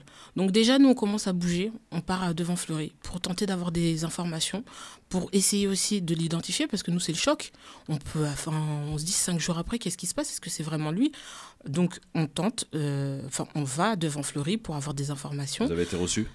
Non, parce qu'on est arrivé le vendredi soir, il était déjà 23h, il n'y avait plus de cadre. Ouais. Mais le samedi, on est reparti un peu plus nombreux. Là, on commence à avoir un début d'information. Mais c'était, on va vous rappeler lundi, ce serait éventuellement un suicide. Mais c'est des choses à la lancer comme ça sur le pas de la porte, hein. Rien d'officiel. Oui, alors. Donc déjà, nous, ça nous paraît complètement incompréhensible. Et ensuite, on a lancé une page Instagram qui s'appelle Pour Alassane Sangaré. Et on lance des appels à témoins. Et c'est à ce moment-là que on arrive à avoir un petit début de réponse sur ce qui se serait réellement passé ce jour-là. Et contrairement à ce que l'administration pénitentiaire a voulu tente de nous faire croire depuis le début. Combien de temps après vous avez eu accès à l'identification du corps? 6 jours après son décès, on a pu avoir accès à l'identification de son corps au funérarium de Saint-Pierre-du-Perret. Et là, oui, je connais bien. Voilà, donc du coup, là... Je savais même pas qu'il y avait un funérarium à Saint-Pierre-du-Perret, vous voyez? Voilà. Ah oui, d'accord. Et donc, effectivement, c'est bien lui? C'est lui déjà, mais la première chose qu'on fait, c'est regarder son cou. Et alors? Aucune trace. Parce qu'il se serait suicidé, dit-on, donc par une strangulation. C'est ça. Oui. Ouais. Aucune trace sur le cou? Aucune trace. Est-ce que vous avez remarqué d'autres traces ailleurs? Là, oui, on a remarqué d'autres traces ailleurs. C'est-à-dire? Notamment sur le visage. Oui. Et là, nous, après, on n'est pas médecin légiste, voilà, mais déjà, ça nous a soulagé de ne pas avoir de traces sur le coup, parce que cette thèse-là s'efface. C'est important aussi. Vous n'y avez jamais cru, vous n'avez jamais douté du fait que votre frère puisse s'être suicidé par le fait de se retrouver en détention? Jamais, parce qu'Alassane, c'était quelqu'un de joyeux, un battant, qui aimait les gens, qui aimait sa famille. Il n'aurait jamais laissé sa femme et ses 3 enfants, il n'aurait jamais laissé sa mère, puisque ma mère est veuve, mon père est décédé depuis 7 ans, c'était le pilier de la famille. Donc il ne nous aurait jamais abandonnés. Il avait des projets, il voulait s'installer en Suisse, il était jeune, il avait 36 ans, il avait toute sa vie devant lui. Donc déjà, le profil, ce n'était pas son profil. Et en plus, pas pour un conflit de voisinage. Donc, c'était pas un braqueur, c'était pas un violeur. Il n'y avait rien dans son profil qui pouvait indiquer déjà cette escalade complètement folle de l'amener en détention provisoire. Et en plus, après, tenter de nous faire croire qu'il s'est suicidé, c'est pas lui. Est-ce que le conflit de voisinage s'est arrêté ou il y a une solution de trouver? Aujourd'hui, rien. De toute façon, les personnes qui avaient été alertées en amont, donc le bailleur, la mairie et le procureur de la République ont été sollicitées par ma belle-sœur et mon beau-frère et mon frère. Toutes les lettres sont restées sans réponse. Ouais. Et là, aujourd'hui, ces mêmes personnes ne se manifestent pas. La mairie de Crosne, où ils habitent, ont été sollicitées, ont été informées du décès d'Alassane. En plus, c'est un ami, Michael Diamati, le maire. Je les ai sollicités, le cabinet du maire, je les ai eus, je leur ai indiqué, ils devaient contacter ma belle-sœur, on attend toujours un retour. Donc là, déjà, on trouve que c'est hyper scandaleux. Il y a quand même 3 enfants en bas âge qui sont encore là, qui sont scolarisés dans la ville.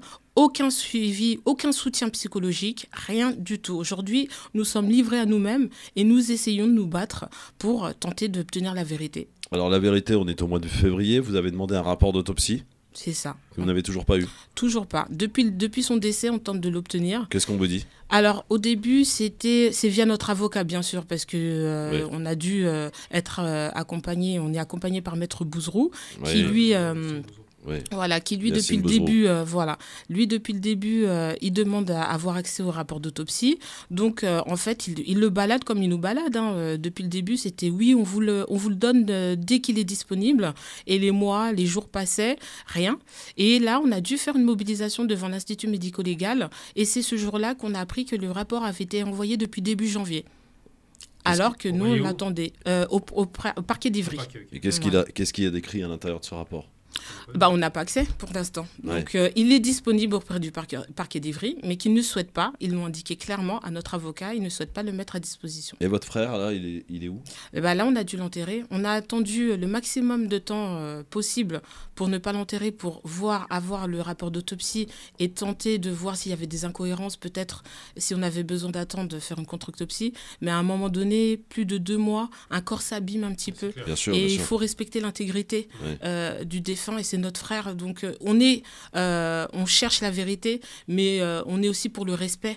Et à un moment donné, il fallait l'enterrer, parce qu'il faut aussi le laisser se reposer en paix. Et nous aussi, ça nous a fait du bien de l'enterrer, parce que c'est aussi un soulagement. Le laisser comme ça au funérarium, on ne sait pas ce qui pouvait se passer. Sincèrement, on ne croit plus à l'injustice, parce que on a peur de tout avec eux. On a des gros doutes, on ne veut pas non plus faire d'amalgame ni tout faire des généralités, mais sincèrement nous on est des citoyens français, on croit à cette justice. Moi j'ai toujours cru, ma famille pareil, en cette justice, mais là face à ce dossier en tout cas on a des gros raisons d'émettre des doutes sur leur intégrité et sur leur transparence. Mais l'administration pénitentiaire qui elle quand même est censée savoir ce qui se passe dans l'enceinte de son bâtiment, de son établissement. Qu'est-ce qu'elle dit ? Qu'est-ce qui s'est passé ? Il était avec un co-détenu ? Est-ce qu'il était seul dans sa cellule ? Comment ça s'est passé ? Alors là, elle ne dit rien, puisque nous avons été reçus officiellement le lundi qui suivait son décès. Donc il est décédé le 24, et donc le lundi suivant, on a été reçus. Mais on a été accompagné d'un avocat, Maître Edi Ramouni, qui lui avait déjà accompagné Alassane, il le connaissait. Donc le fait d'être venu avec l'avocat les a déstabilisés, puisqu'en fait, nous on suppose qu'ils avaient monté un scénario, ils voulaient nous expliquer peut-être des choses, mais le fait que nous soyons venus à un avocat, là, ils nous ont dit clairement qu'ils n'étaient pas à l'aise face à lui, et que du coup... mais est-ce qu'il était seul dans sa cellule ? Il était seul. Normalement, il était seul dans sa cellule. D'accord. De ce qu'ils nous ont expliqué, c'est qu'il y aurait eu une altercation et qu'il aurait été extrait de cette cellule pour aller dans une autre cellule. Dans la première cellule, l'altercation a eu lieu, il aurait tout saccagé avec une béquille et il aurait été extrait dans une autre cellule où il y a un téléphone. Et là, il aurait arraché le fil de son téléphone. Il y a un téléphone dans une cellule. Voilà. Donc déjà, c'est étonnant. C'est étonnant qu'il y ait un téléphone dans une cellule déjà. C'est ça. Et en sachant, nous, après des recherches et des contacts avec des personnes, nous ont expliqué que déjà, tout ce qui est en cellule, en prison, est fait pour... c'est kit anti-suicide, en fait.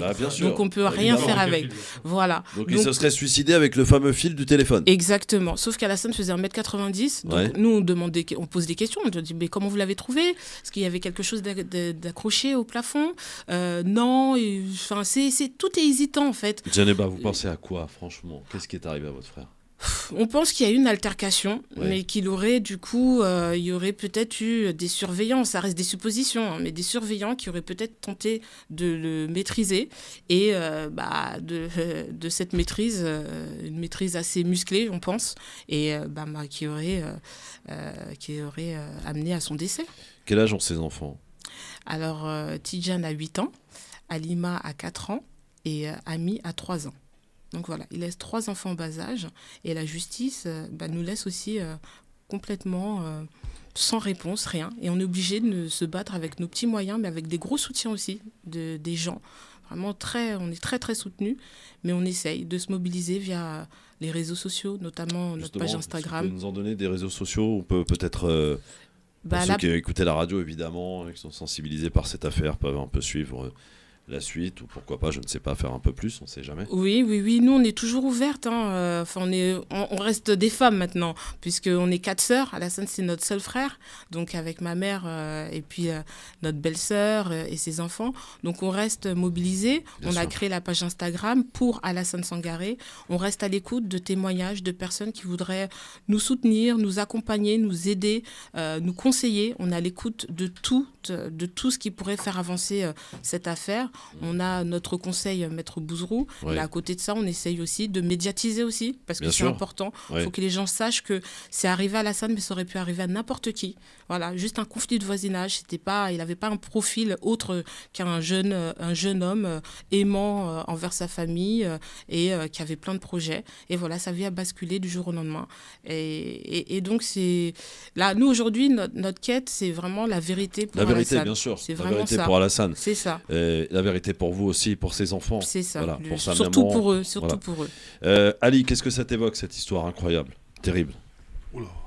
Bah oui.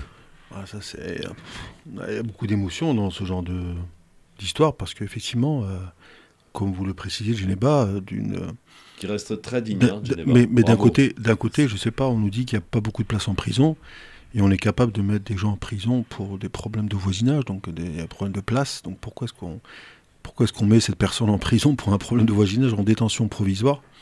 Ça, c'est relativement étonnant. Surtout que c'est pas lui qui a fait l'objet de l'altercation avec la voisine. Oui, mais même à la limite, je dirais peu importe. Oui. On n'est pas dans quelque chose effectivement de pénal, voilà. Donc il y a comme des situations, il y a des gens qui sont à l'extérieur, qui sont en liberté, qui sont en attente de jugement et qui ont commis des délits beaucoup plus graves. Donc ça, c'est déjà la première chose. Donc déjà, ça me paraît quand même assez.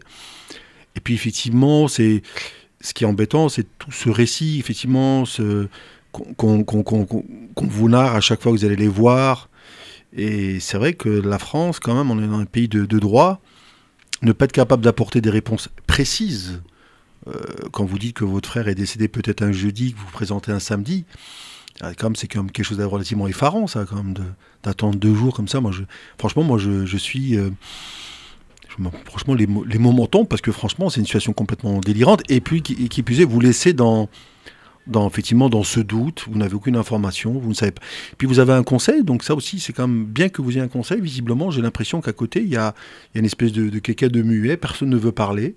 Donc il y a peut-être des reproches, hein, ils ont peut-être des choses à se reprocher, ces gens-là, parce qu'ils ne sont pas clairs. Hein. Dès lors que les réponses ne sont pas claires, c'est qu'il y a, dès qu'il y a un loup, en fait, c'est qu'il y a quelque chose. Hein.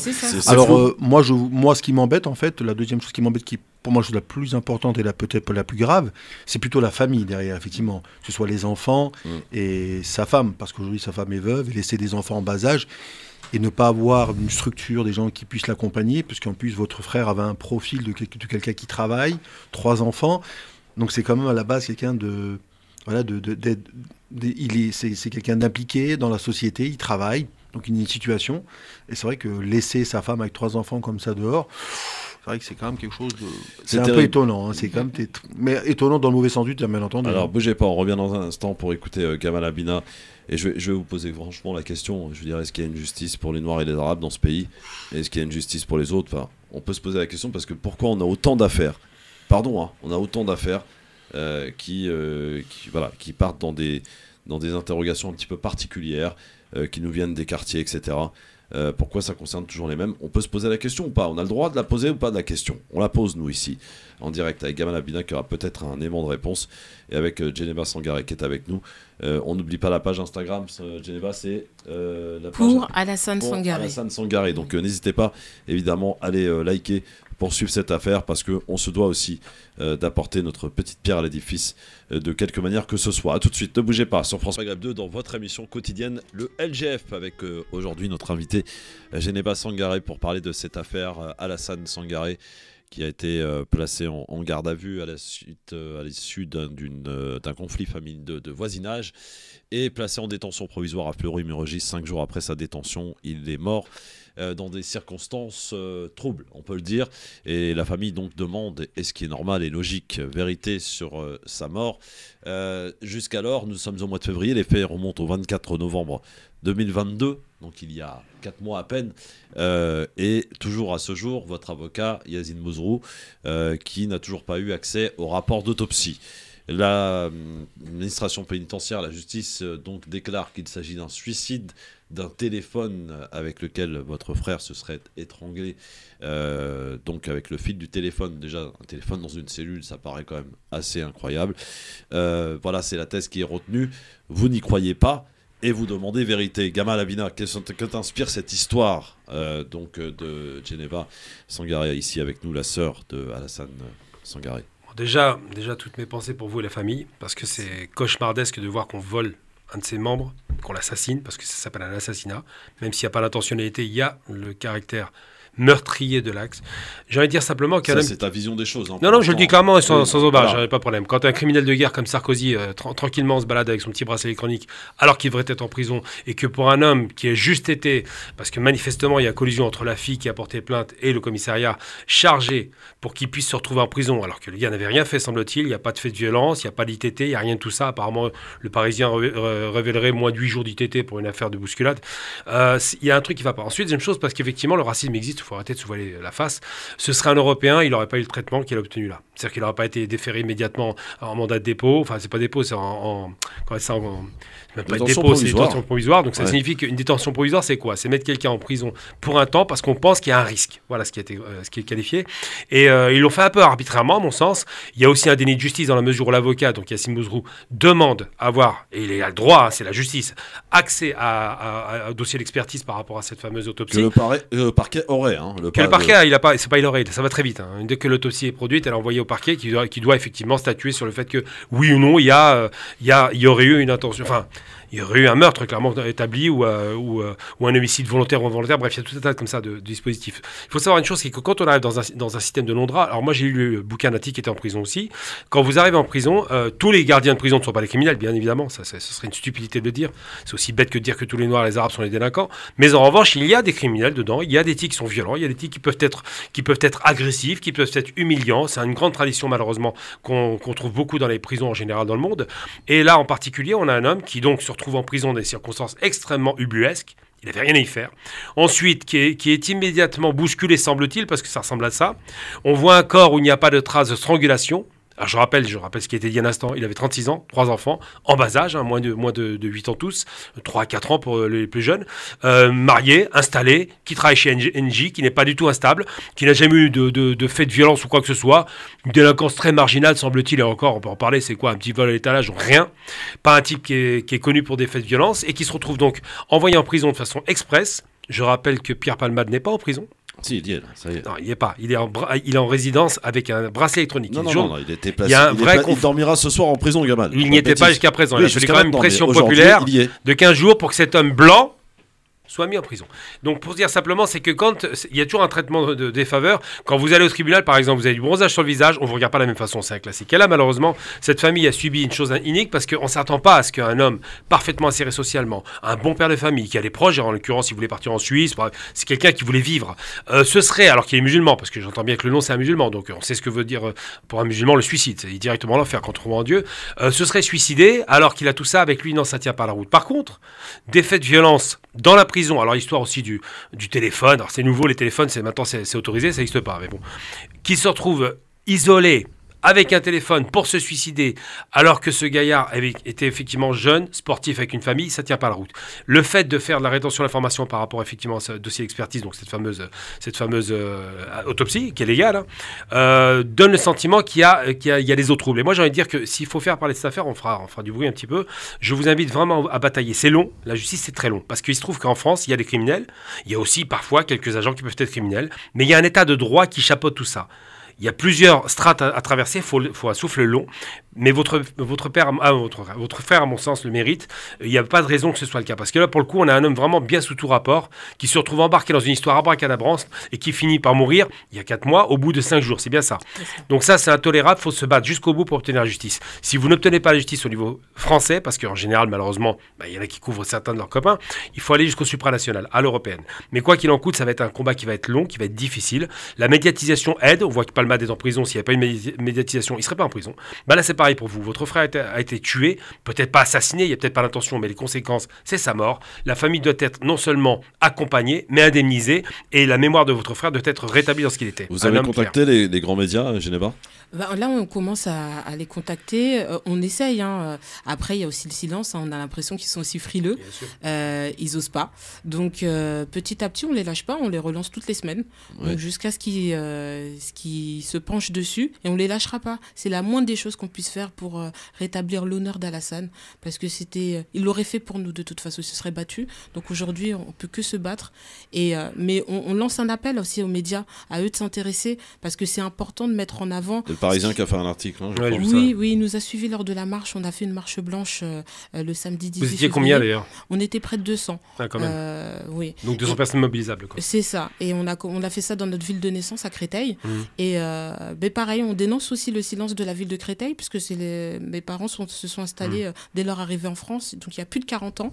Et... pareil, pas de retour. C'est comme la ville de Crosne. Rien du tout. Pas de condoléances auprès de ma mère quand même. On est des citoyens français, je le répète. Et on trouve ça aberrant que quand ça ne va pas, aucun élu n'est présent. Mais quand ça va, quand ils ont besoin de nous, là on commence aussi à solliciter des députés. Là prochainement, du 94, c'est Mathilde Panot. Mathilde Panot, voilà. Alors vous qui avez une grande bouche, Madame Panot. Oui, on va l'entendre. Hein, mais là pour le coup, on a prochainement un rendez-vous avec son conseiller parlementaire. D'accord. Là par contre, on sent un peu plus, on sent qu'ils ont envie de nous accompagner. Même la mairie d'Ivry, moi j'habite à Ivry-sur-Seine. Là j'ai prochainement prochainement un rendez-vous avec le maire. Et là, c'est totalement incompréhensible. Finalement, on a des retours de l'extérieur, de l'aide, du soutien de l'extérieur, alors que nos villes, 2 villes qui sont concernées directement par tout ça, silence radio. Oui, il y a de la peur. Par contre, j'ai une question à vous poser. Est-ce que vous savez qu'on est sur les 40 ans de la marche pour l'égalité contre le racisme? Oui. Mais moi, je vous invite vraiment à nous rejoindre, parce qu'on va organiser un événement immanquablement, à nous rejoindre pour effectivement mettre votre frère, puisque à l'époque, c'était les Arabes qui étaient plus nombreux, donc qui subissaient le plus de meurtres, en avant. Je ne dis pas qu'il faille réutiliser, parce que c'est la mémoire d'un homme qu'il faut respecter, mais il faut se rappeler qu'il y a 40 ans, les mêmes conditions ont conduit aux mêmes catastrophes, et que 40 ans après, rien n'a bougé manifestement. Oui, alors, avec plaisir. Geneva, aujourd'hui, qu'est-ce que vous attendez, clairement? Là, aujourd'hui, notre vrai combat, c'est... on a porté plainte déjà, le 20 janvier, pour violence volontaire aggravée contre X, violence volontaire aggravée ayant entraîné à la mort sans intention de la donner. Donc là, notre objectif, c'est qu'un juge d'instruction soit nommé pour l'ouverture d'une enquête. Donc ça, c'est vraiment notre combat le plus proche. Et après, obtenir la vérité.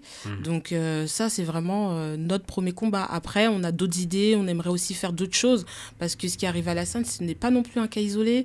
On a aussi beaucoup de retours de familles à qui c'est arrivé, qui on dit pas qu'on a de la chance, mais qui n'ont pas voilà. Nous on a eu beaucoup de soutien dès le début, et donc ces familles aussi nous disent ne lâchez pas, parce que c'est aussi se battre aussi pour eux, et on veut dénoncer aussi tout ce qui se passe, hein. Mais là aujourd'hui, notre premier combat, c'est déjà qu'un juge d'instruction soit nommé, une ouverture d'une enquête, et qu'il y ait une vraie enquête qui soit faite. Moi j'ai une question. Tout à l'heure, vous avez fait référence à quelque chose. Vous avez dit que vous aviez entendu des choses de la prison. Oui. Qu'est-ce que vous avez entendu exactement? On aurait entendu finalement, en dessinant le fil de ce qui se serait passé ce jour-là, on a pu reconstituer, grâce à des gens qui nous ont fait des témoignages, on a pu reconstituer ce qui se serait réellement passé ce jour-là. C'est incroyable. C'est des gens qui ont bravé peut-être aussi des interdits pour nous dire, voilà, on vous soutient, et voilà moi ce que j'ai vu, voilà ce que j'ai entendu, voilà ce que je sais de ce qui se serait passé. De l'extérieur et comme de l'intérieur. Vous pouvez le dévoiler ou pas? Non, on peut pas. On peut malheureusement. pas. Ouais, non, on peut pas. Et donc, je les remercie parce que ces gens-là ont quand même pris le risque. Voilà, ils sont très courageux.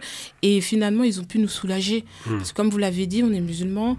Se mettre peut-être dans la tête qu'ils se seraient suicidés. On le savait à 100% que ça n'était pas. Mais ces gens-là savent mettre le doute dans la tête des gens pour essayer de se dire, ah, peut-être que à un moment donné, la personne a craqué. C'est faux. Ces gens-là ne craquent pas. C'est juste qu'à un moment donné, nous, on dit toujours, on ne veut pas généraliser. Il y a des brebis galeuses, il y a des personnes qui usent et abusent de leur statut et de leur uniforme pour commettre des choses terribles. Et c'est ces gens-là qu'on veut dénoncer. Et le problème, c'est que l'administration pénitentiaire et le parquet couvrent et devient complice. Et c'est ça aussi qui n'est pas normal. Comment vont les enfants d'Alassane ? Les enfants d'Alassane vont bien, ça reste des enfants qui gardent toujours leur innocence et heureusement qu'ils sont là. Parce que nous aussi, ça nous permet de nous soulager, mais ça reste, malgré notre douleur, on arrive à avancer parce qu'on garde en mémoire qui était Alassane. C'était quelqu'un qui avait un sourire, un rire communicatif, qui était joyeux et qui nous aurait dit « battez-vous ». Donc c'est notre force aujourd'hui, même si notre cœur est brisé. Vraiment, notre cœur est brisé à jamais. Moi, je pense qu'on est dans un pays de droit. Comme l'a dit Gamal avant, je pense qu'il ne faut pas lâcher. C'est vrai que peut-être ça peut être difficile. Voilà. Il y a des erreurs. Alors, il y aura des obstacles. Il y aura beaucoup d'obstacles, c'est certes. Mais comme dirait, il n'y a pas de situation désespérée. Il ne faudra pas lâcher. Je pense que ça peut être long. C'est vrai que les réseaux sociaux, la médiatisation de l'événement.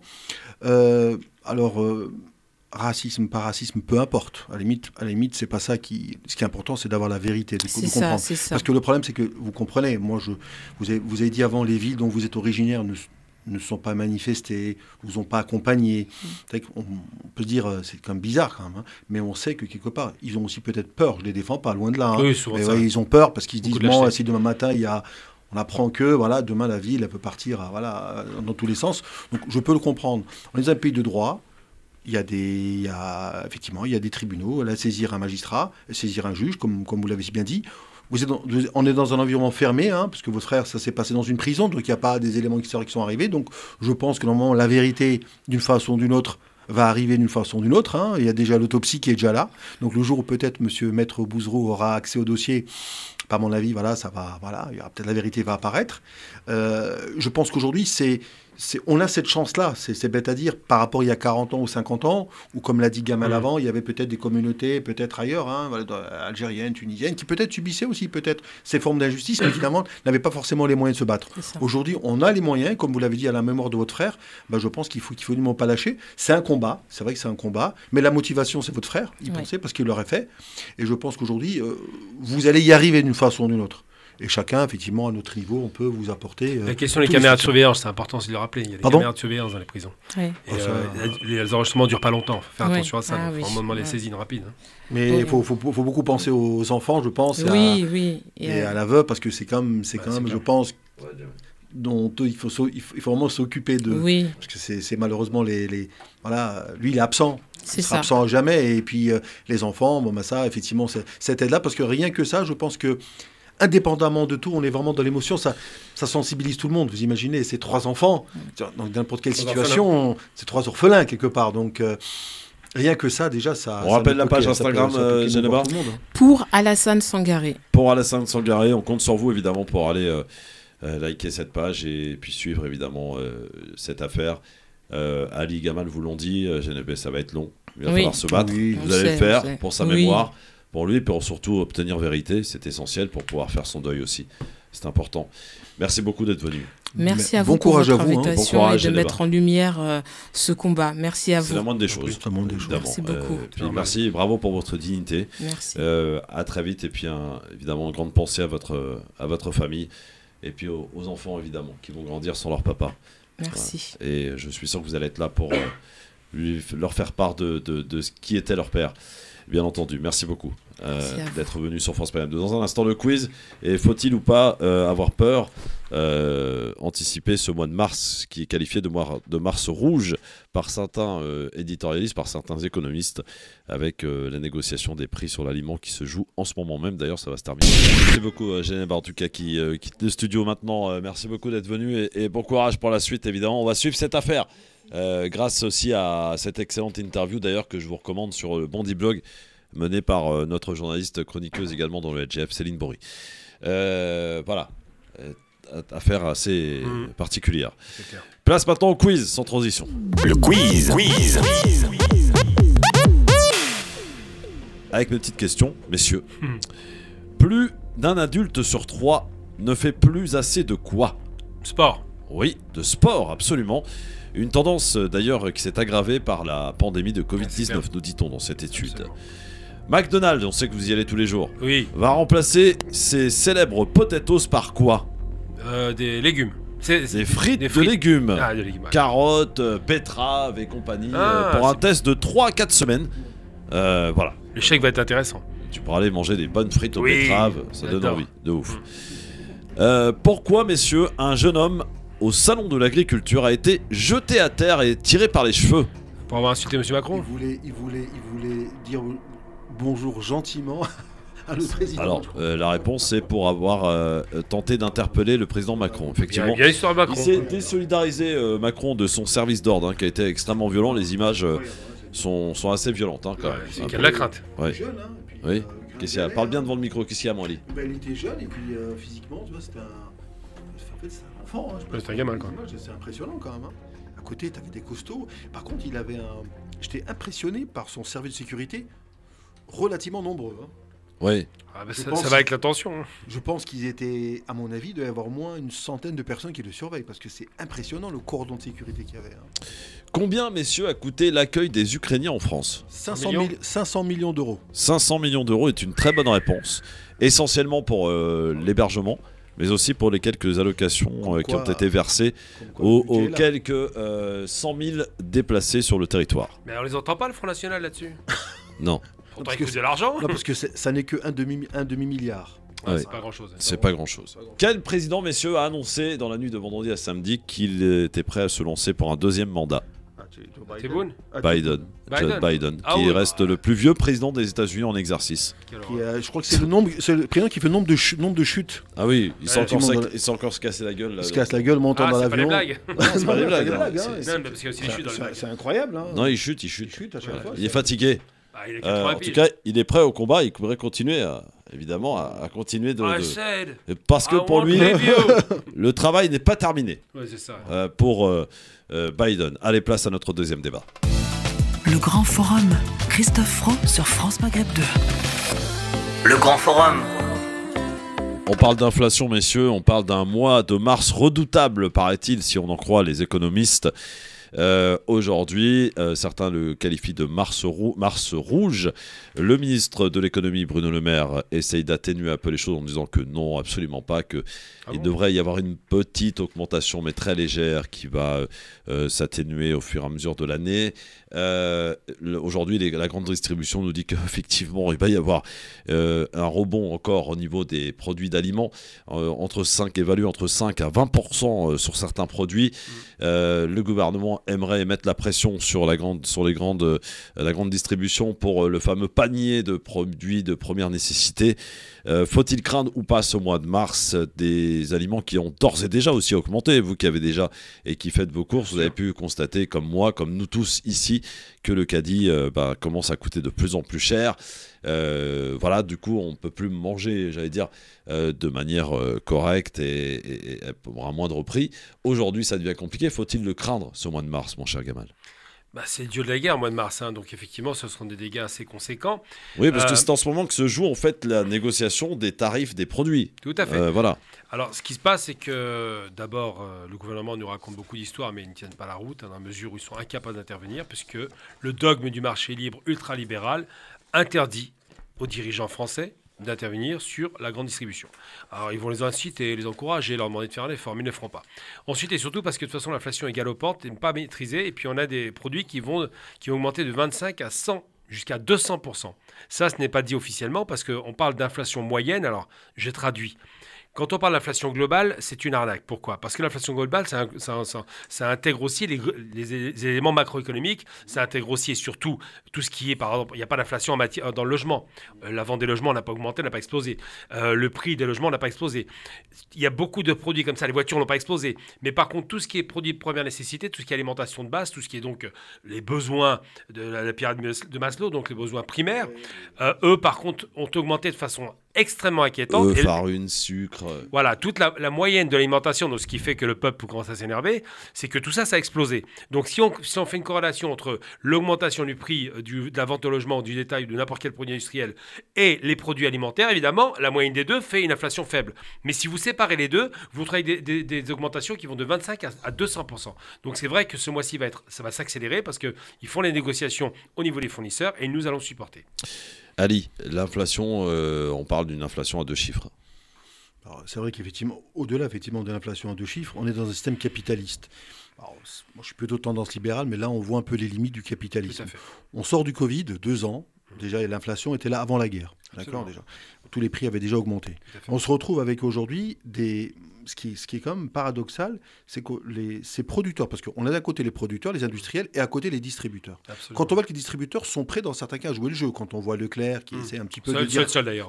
Voilà, qui essaye, même avec le monsieur de Super U, comme ils essayent de... Oui, les petits distributeurs, pas les gros. D'avoir une certaine maîtrise en disant, voilà, on nous impose des prix, lui, il ne veut pas. Et c'est vrai que lorsqu'on écoute un mec comme Leclerc qui nous explique, Michel-Édouard Leclerc, que les prix des cacao ont augmenté, ça n'a rien à voir avec la guerre d'Ukraine. C'est vrai. L'huile, le cacao... Ça n'a rien à voir avec... Donc, on est en train de se dire que, malheureusement, il y a beaucoup de gens, des industriels, qui profitent de cette situation-là, alors qu'on est dans une situation, je pense, économique, à mon avis, très, très difficile, parce que moi, j'ose le mot. Premièrement, on insiste à la paupérisation de la population, je parle de la France, de notre pays, et on se rend compte de quelque chose de très important. Au-delà même des salaires, ce que moi j'appelle, qui est pour moi l'élément important, le reste à vivre des gens en fin de mois. Une fois qu'ils ont payé leur loyer, leur charge, on se rend compte que le reste à vivre est en train de diminuer. Il y a l'énergie qui a augmenté considérablement. Alors l'énergie qui a augmenté, l'essence, donc on se rend compte que quelqu'un aujourd'hui avec un salaire, le reste à vivre, aujourd'hui, il est en train de fondre comme neige au soleil. Et pourtant, apparemment, on n'a jamais autant épargné au mois de janvier. C'est la mécanique de la peur. Oui, bien sûr. Et à côté de cela, quand un monsieur comme Leclerc est en train de nous expliquer que toutes les marques de distributeurs, les MDD, sont en train d'exploser, qu'aujourd'hui, les gens ils vont plus vers le bio, vers des produits de marque, c'est quelqu'un qui fait, il y a un vrai signe. Et là où je te rejoins, Gamel, c'est quand on entend une ministre de l'économie qui, quelque part, vous dit, alors lui, c'est le spécialiste du TVB, tout va bien, tout va bien, tout va bien. Nous, on est mieux que les Européens, on est mieux que les Anglais, on est mieux que les Allemands. Mais aujourd'hui, on assiste, je pense, à une véritable paupérisation. Et ce mois de mars, parce que ça n'est pas qu'au mois de mars, je pense que parce qu'aujourd'hui, ce qu'on achète aujourd'hui, c'est un signal, en fait. Oui, c'est des produits qui ont été achetés avant. Oui, donc la hausse va effectivement arriver. Et aujourd'hui, je pense que fin des négociations ce soir. Voilà, je pense qu'aujourd'hui, je pense que l'État se doit, dans certains cas, peut-être effectivement, quand on voit un groupe comme exemple Total. Ouais. Je suis d'économie en tendance libérale, 20 milliards de bénéfices. Donc on se dit, mais profit, ça serait intéressant de connaître les bénéfices de Danone, de Nestlé, même si c'est suisse, peu importe. Mais à mon avis, ces gens-là, effectivement, aujourd'hui, se gavent.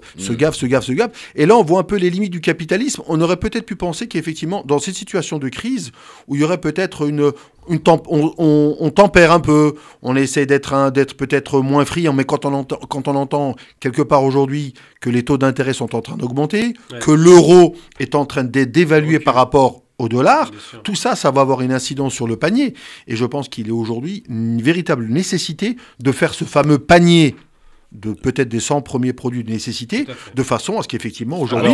La question, on va se la poser dans un instant, si vous voulez bien y répondre, et vous, amis auditrices, auditeurs, nous appeler pour nous faire apporter clairement une situation que vous avez aujourd'hui avec l'augmentation considérable des prix dans tous les domaines, énergie, aliments, etc. 01 40 33 9000. Quelle est la marge de manœuvre pour le gouvernement? On en reparle dans un instant tout de suite. Restez avec nous, le Grand Forum revient dans un instant sur France Maghreb 2. Le Grand Forum.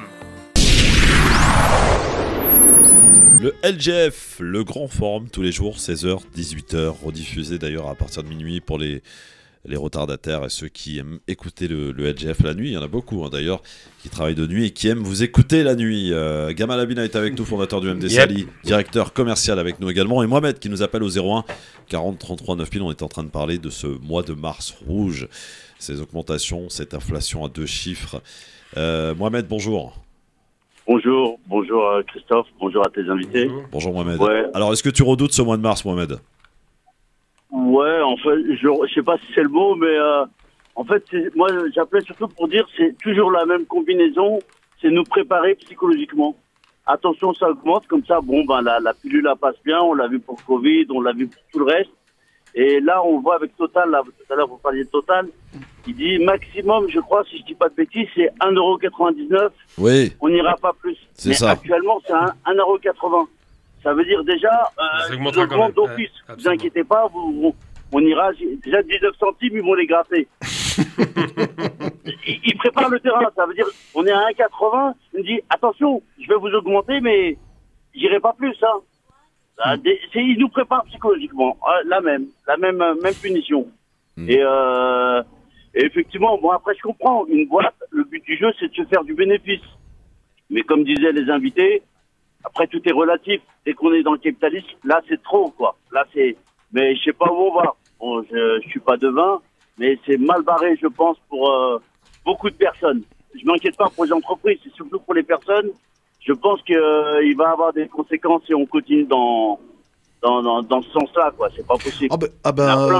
C'est une chaîne aussi. Hein. C'est une chaîne si demain matin, par exemple, vous n'avez plus le pouvoir d'achat, par exemple, aujourd'hui, pour acquérir un bien, ça devient de plus en plus compliqué. Les taux ont augmenté de façon incroyable. Il n'y a pas que les taux d'ailleurs, parce que les conditions d'achat qui sont fixées par les banques sont de plus en plus... Alors il y a les conditions, alors il y a ça, mais demain matin, ça va être le même problème pour l'automobile. Demain matin, ça va être le même problème pour quand vous voulez souscrire à une assurance. Donc quelque part... Mais là, si je peux me permettre... Oui. On parle même pas de prendre un bien. Là, on prend de la vie au quotidien. Hein. Oui, tout à fait. Mais Mohamed, est-ce que vous manger pour mes enfants? Est-ce que tu l'as constaté, Mohamed? Oui. Est-ce que tu l'as constaté clairement, toi, sur le terrain aujourd'hui, quand tu vas faire les courses, voilà. Pour être honnête avec vous, c'est pas moi qui fais les courses, c'est Madame. Mais effectivement, je l'ai constaté parce qu'à la fin, c'est la même caisse. Donc, mais oui, tout augmente. Là, j'ai reçu encore le truc de la flotte hier ou avant-hier. Pour l'eau, pour les, pareil, j'ai pris une claque, quoi. C'est mensuel, ça passe mieux, mais après, la flotte, etc., on n'a pas le choix, on subit. Ah, il t'envoie la facture, qu'est-ce que tu vas dire? Tu vas discuter le compteur qui tourne, tu payes et puis tu attends la prochaine facture, quoi. Oui, alors on peut peut-être aider, donner quelques petits conseils aux gens, justement, pour essayer de faire un maximum d'économies. Par exemple, tout ce qui est fruits et légumes, peut-être aller acheter notamment dans les marchés, c'est préférable. Ouais. Généralement, c'est moins cher. Il y a aussi les trucs à la cueillette, aussi, c'est pas mal. C'est sympa. Hein. Et puis, ça coûte moins cher. Pour ce qui est des viandes, vraiment, essayer d'aller en maximum chez le boucher. Même si la viande augmente, mais c'est pas le boucher qui augmente, hein, c'est les fournisseurs, évidemment, derrière. Pour ce qui est des produits de première nécessité, genre tout ce qui est des produits d'entretien, etc. Vous avez je veux pas faire de pub, mais des magasins comme Action, les Hard Discount, etc. sont très bien. Par contre, il y a un magasin, sincèrement, un magasin comme Lidl qui se voulait être un magasin Hard Discount, c'est devenu plus cher qu'ailleurs. Vous allez chez Lidl aujourd'hui, c'est un truc de ouf, les prix ont augmenté. Traditionnellement, c'était pas cher. Je vais les défendre. Mais pour le coup, mais Ali, je te jure que tu vas faire chez Lidl aujourd'hui, tu vas être surpris. C'est incroyable. Je connais parce que moi, je fais essentiellement les courses. Oui. Mais je vais te dire, tu sais, Lidl, c'est un modèle complet. Si tu compares Lidl et Carrefour. Non mais d'accord, excuse-moi, sur certains produits, Lidl c'est devenu aussi cher, voire plus cher que Carrefour. Non, mais si Lidl, alors Lidl et Aldi, c'est deux groupes allemands là-bas. C'est différent. Non mais c'est allemand. Attention, c'est allemand. Oui, c'est allemand, mais c'est pas la même chose. Oui, mais c'est allemand. Alors il y a une chose que tu dois comprendre. En Allemagne, à la différence de la France, c'est qu'en Allemagne, on part du principe que la nourriture doit être accessible à l'ensemble de la population. Oui, va chez Lidl, ça fait longtemps qu'il y a. Oui, j'y étais pas plus tard que hier matin, tu vois. Donc non, je t'assure. Maintenant que les prix ont augmenté, je suis d'accord avec toi. Mais à côté, tu sais, regarde Carrefour. Alors, tu sais, il y a une technique qui est employée par des industriels qui pour moi est d'une malhonnêteté. C'est toutes les quantités qui diminuent. Ouais. Tout ce marketing déguisé. Avant, t'achetais 1 kilo. Et maintenant, c'est 850 grammes. Avant, t'achetais 24 biscuits. Maintenant, il n'y en a plus que 18. Maintenant, ils font les boîtes de 4 œufs. Avant, il y avait 6 œufs. T'achetais la boîte de Nescafé. C'était. Pardon? Les prix des œufs, c'est un truc de ouf. Bien sûr, c'est bien sûr. C'est un truc de malade. On s'aperçoit que Christophe. Les honneurs. Par contre, par rapport à les trucs, de donner des conseils, moi, si je peux me permettre de donner un conseil. Vas-y, je t'en prie, moi, par exemple, tous ces produits, par exemple, je prends Belin pour pas citer de marque, ils ont exactement les mêmes produits. C'est-à-dire qu'ils fabriquent des biscuits, ils vont les marquer Belin, et le même produit, la même, le mot il m'a échappé. La recette, la même recette, c'est avec une autre marque, une sous-marque, mais c'est le même produit. Pas tout à fait, malheureusement. C'est pour s'inventer une concurrence. Non, c'est très maîtrisé. Les produits de qualité, enfin les produits marques en général, coûtent plus cher parce qu'ils prennent des produits de meilleure qualité. Mais c'est vrai que c'est le même fabricant qui fait les produits de sous-marque. Là, je suis d'accord. C'est un peu comme les lessives. On a deux gros fabricants, Procter & Gamble d'un côté, Unilever. Ils ont 50 000 lessives différentes de différentes gammes, mais c'est eux-mêmes dans les poches. Par contre, la question qui se pose aujourd'hui, c'est à qui profite le crime. J'ai envie de dire que le gouvernement, quand 50% du budget de l'État, c'est la TVA. Pas nous, en tout cas. Non, au gouvernement. 50% du budget de l'État, c'est la TVA. Or, quand on a une augmentation des prix, mécaniquement, la TVA augmente. Donc, ils ont qu'à baisser la TVA des produits de première nécessité. Ils peuvent pas parce que c'est une négociation européenne. Tu faisais référence à Aldi et Lidl, par exemple. Aldi et Lidl ont été fondés par le fils, de Magda Goebbels, donc de son premier mariage. Et c'est lui qui a créé ça après la Seconde Guerre mondiale parce qu'il fallait nourrir les Allemands qui étaient en train de crever de faim. Et on leur a dit, ils vont aller nourrir avec des magasins, des enseignes pas chères. Et c'est lui qui a inventé le hard discount. Donc effectivement, ces deux enseignes-là ont une tradition de produits maîtrisés, de coûts maîtrisés. Ailleurs, cette tradition un peu essaimé, mais pas tellement. Aujourd'hui, ce qu'il faut interroger, c'est les familles comme la famille Muliez qui tient Auchan. Toutes ces grandes familles capitalistes françaises qui ne veulent pas faire d'efforts sur la baisse des prix parce qu'effectivement, ils ont toujours bien gagné à la vente, à la distribution, à l'achat, en négociation. À tout point de vue, ils gagnent partout. C'est eux qui banquent le plus. Et faites attention aussi à la destination des produits, enfin à la provenance des produits. Notamment, il y a Auchan qui avait été condamné sur des fruits qui étaient marqués Espagne alors que ça venait d'Israël. Ça, c'est un autre débat. Je précise aussi, ça peut aussi aider. Tu voulais le rappeler. Par contre, il y a un truc sur lequel je rejoins Christophe, et je t'en félicite d'ailleurs, à tous les auditeurs. Si vous voulez faire une action positive pour votre porte-monnaie et pour les véritables créateurs de richesse, à savoir les paysans, achetez directement au marché parce que le marché ne passe pas par les salles intermédiaires de transport et autres. Ils vont à Rungis chez les paysans et ils vendent des produits à des prix raisonnables. Donc n'hésitez pas à aller au marché, reprenez le chemin traditionnel de l'achat. Oui, absolument, c'est une vraie tradition propre et nette. Ouais. C'est du direct au consommateur quasiment et vous évitez les frais délirants des centrales d'achat. Alors je suis tout à fait d'accord avec ça, mais on doit quand même rappeler qu'on est la 7e puissance mondiale. Ah oui, c'est à vrai. Peu près. Ça nous aurait échappé. On est en 2023. C'est vrai que les économies, c'est important. Il ne faut pas faire de gâchis parce qu'il ne faut pas oublier que 25% de ce qu'on produit, on le jette à la poubelle. Donc ça aussi, c'est pas anodin. Maintenant, commencer. Moi, je suis pour effectivement qu'on soit conscient. Maintenant, si en France, on commence à faire très attention à, comme tu l'as dit, Christophe, on a peur d'aller remplir son chariot, ça laisse présager forcément de bonnes choses. Bon, merci beaucoup en tout cas, Mohamed. Et très bonne soirée à toi.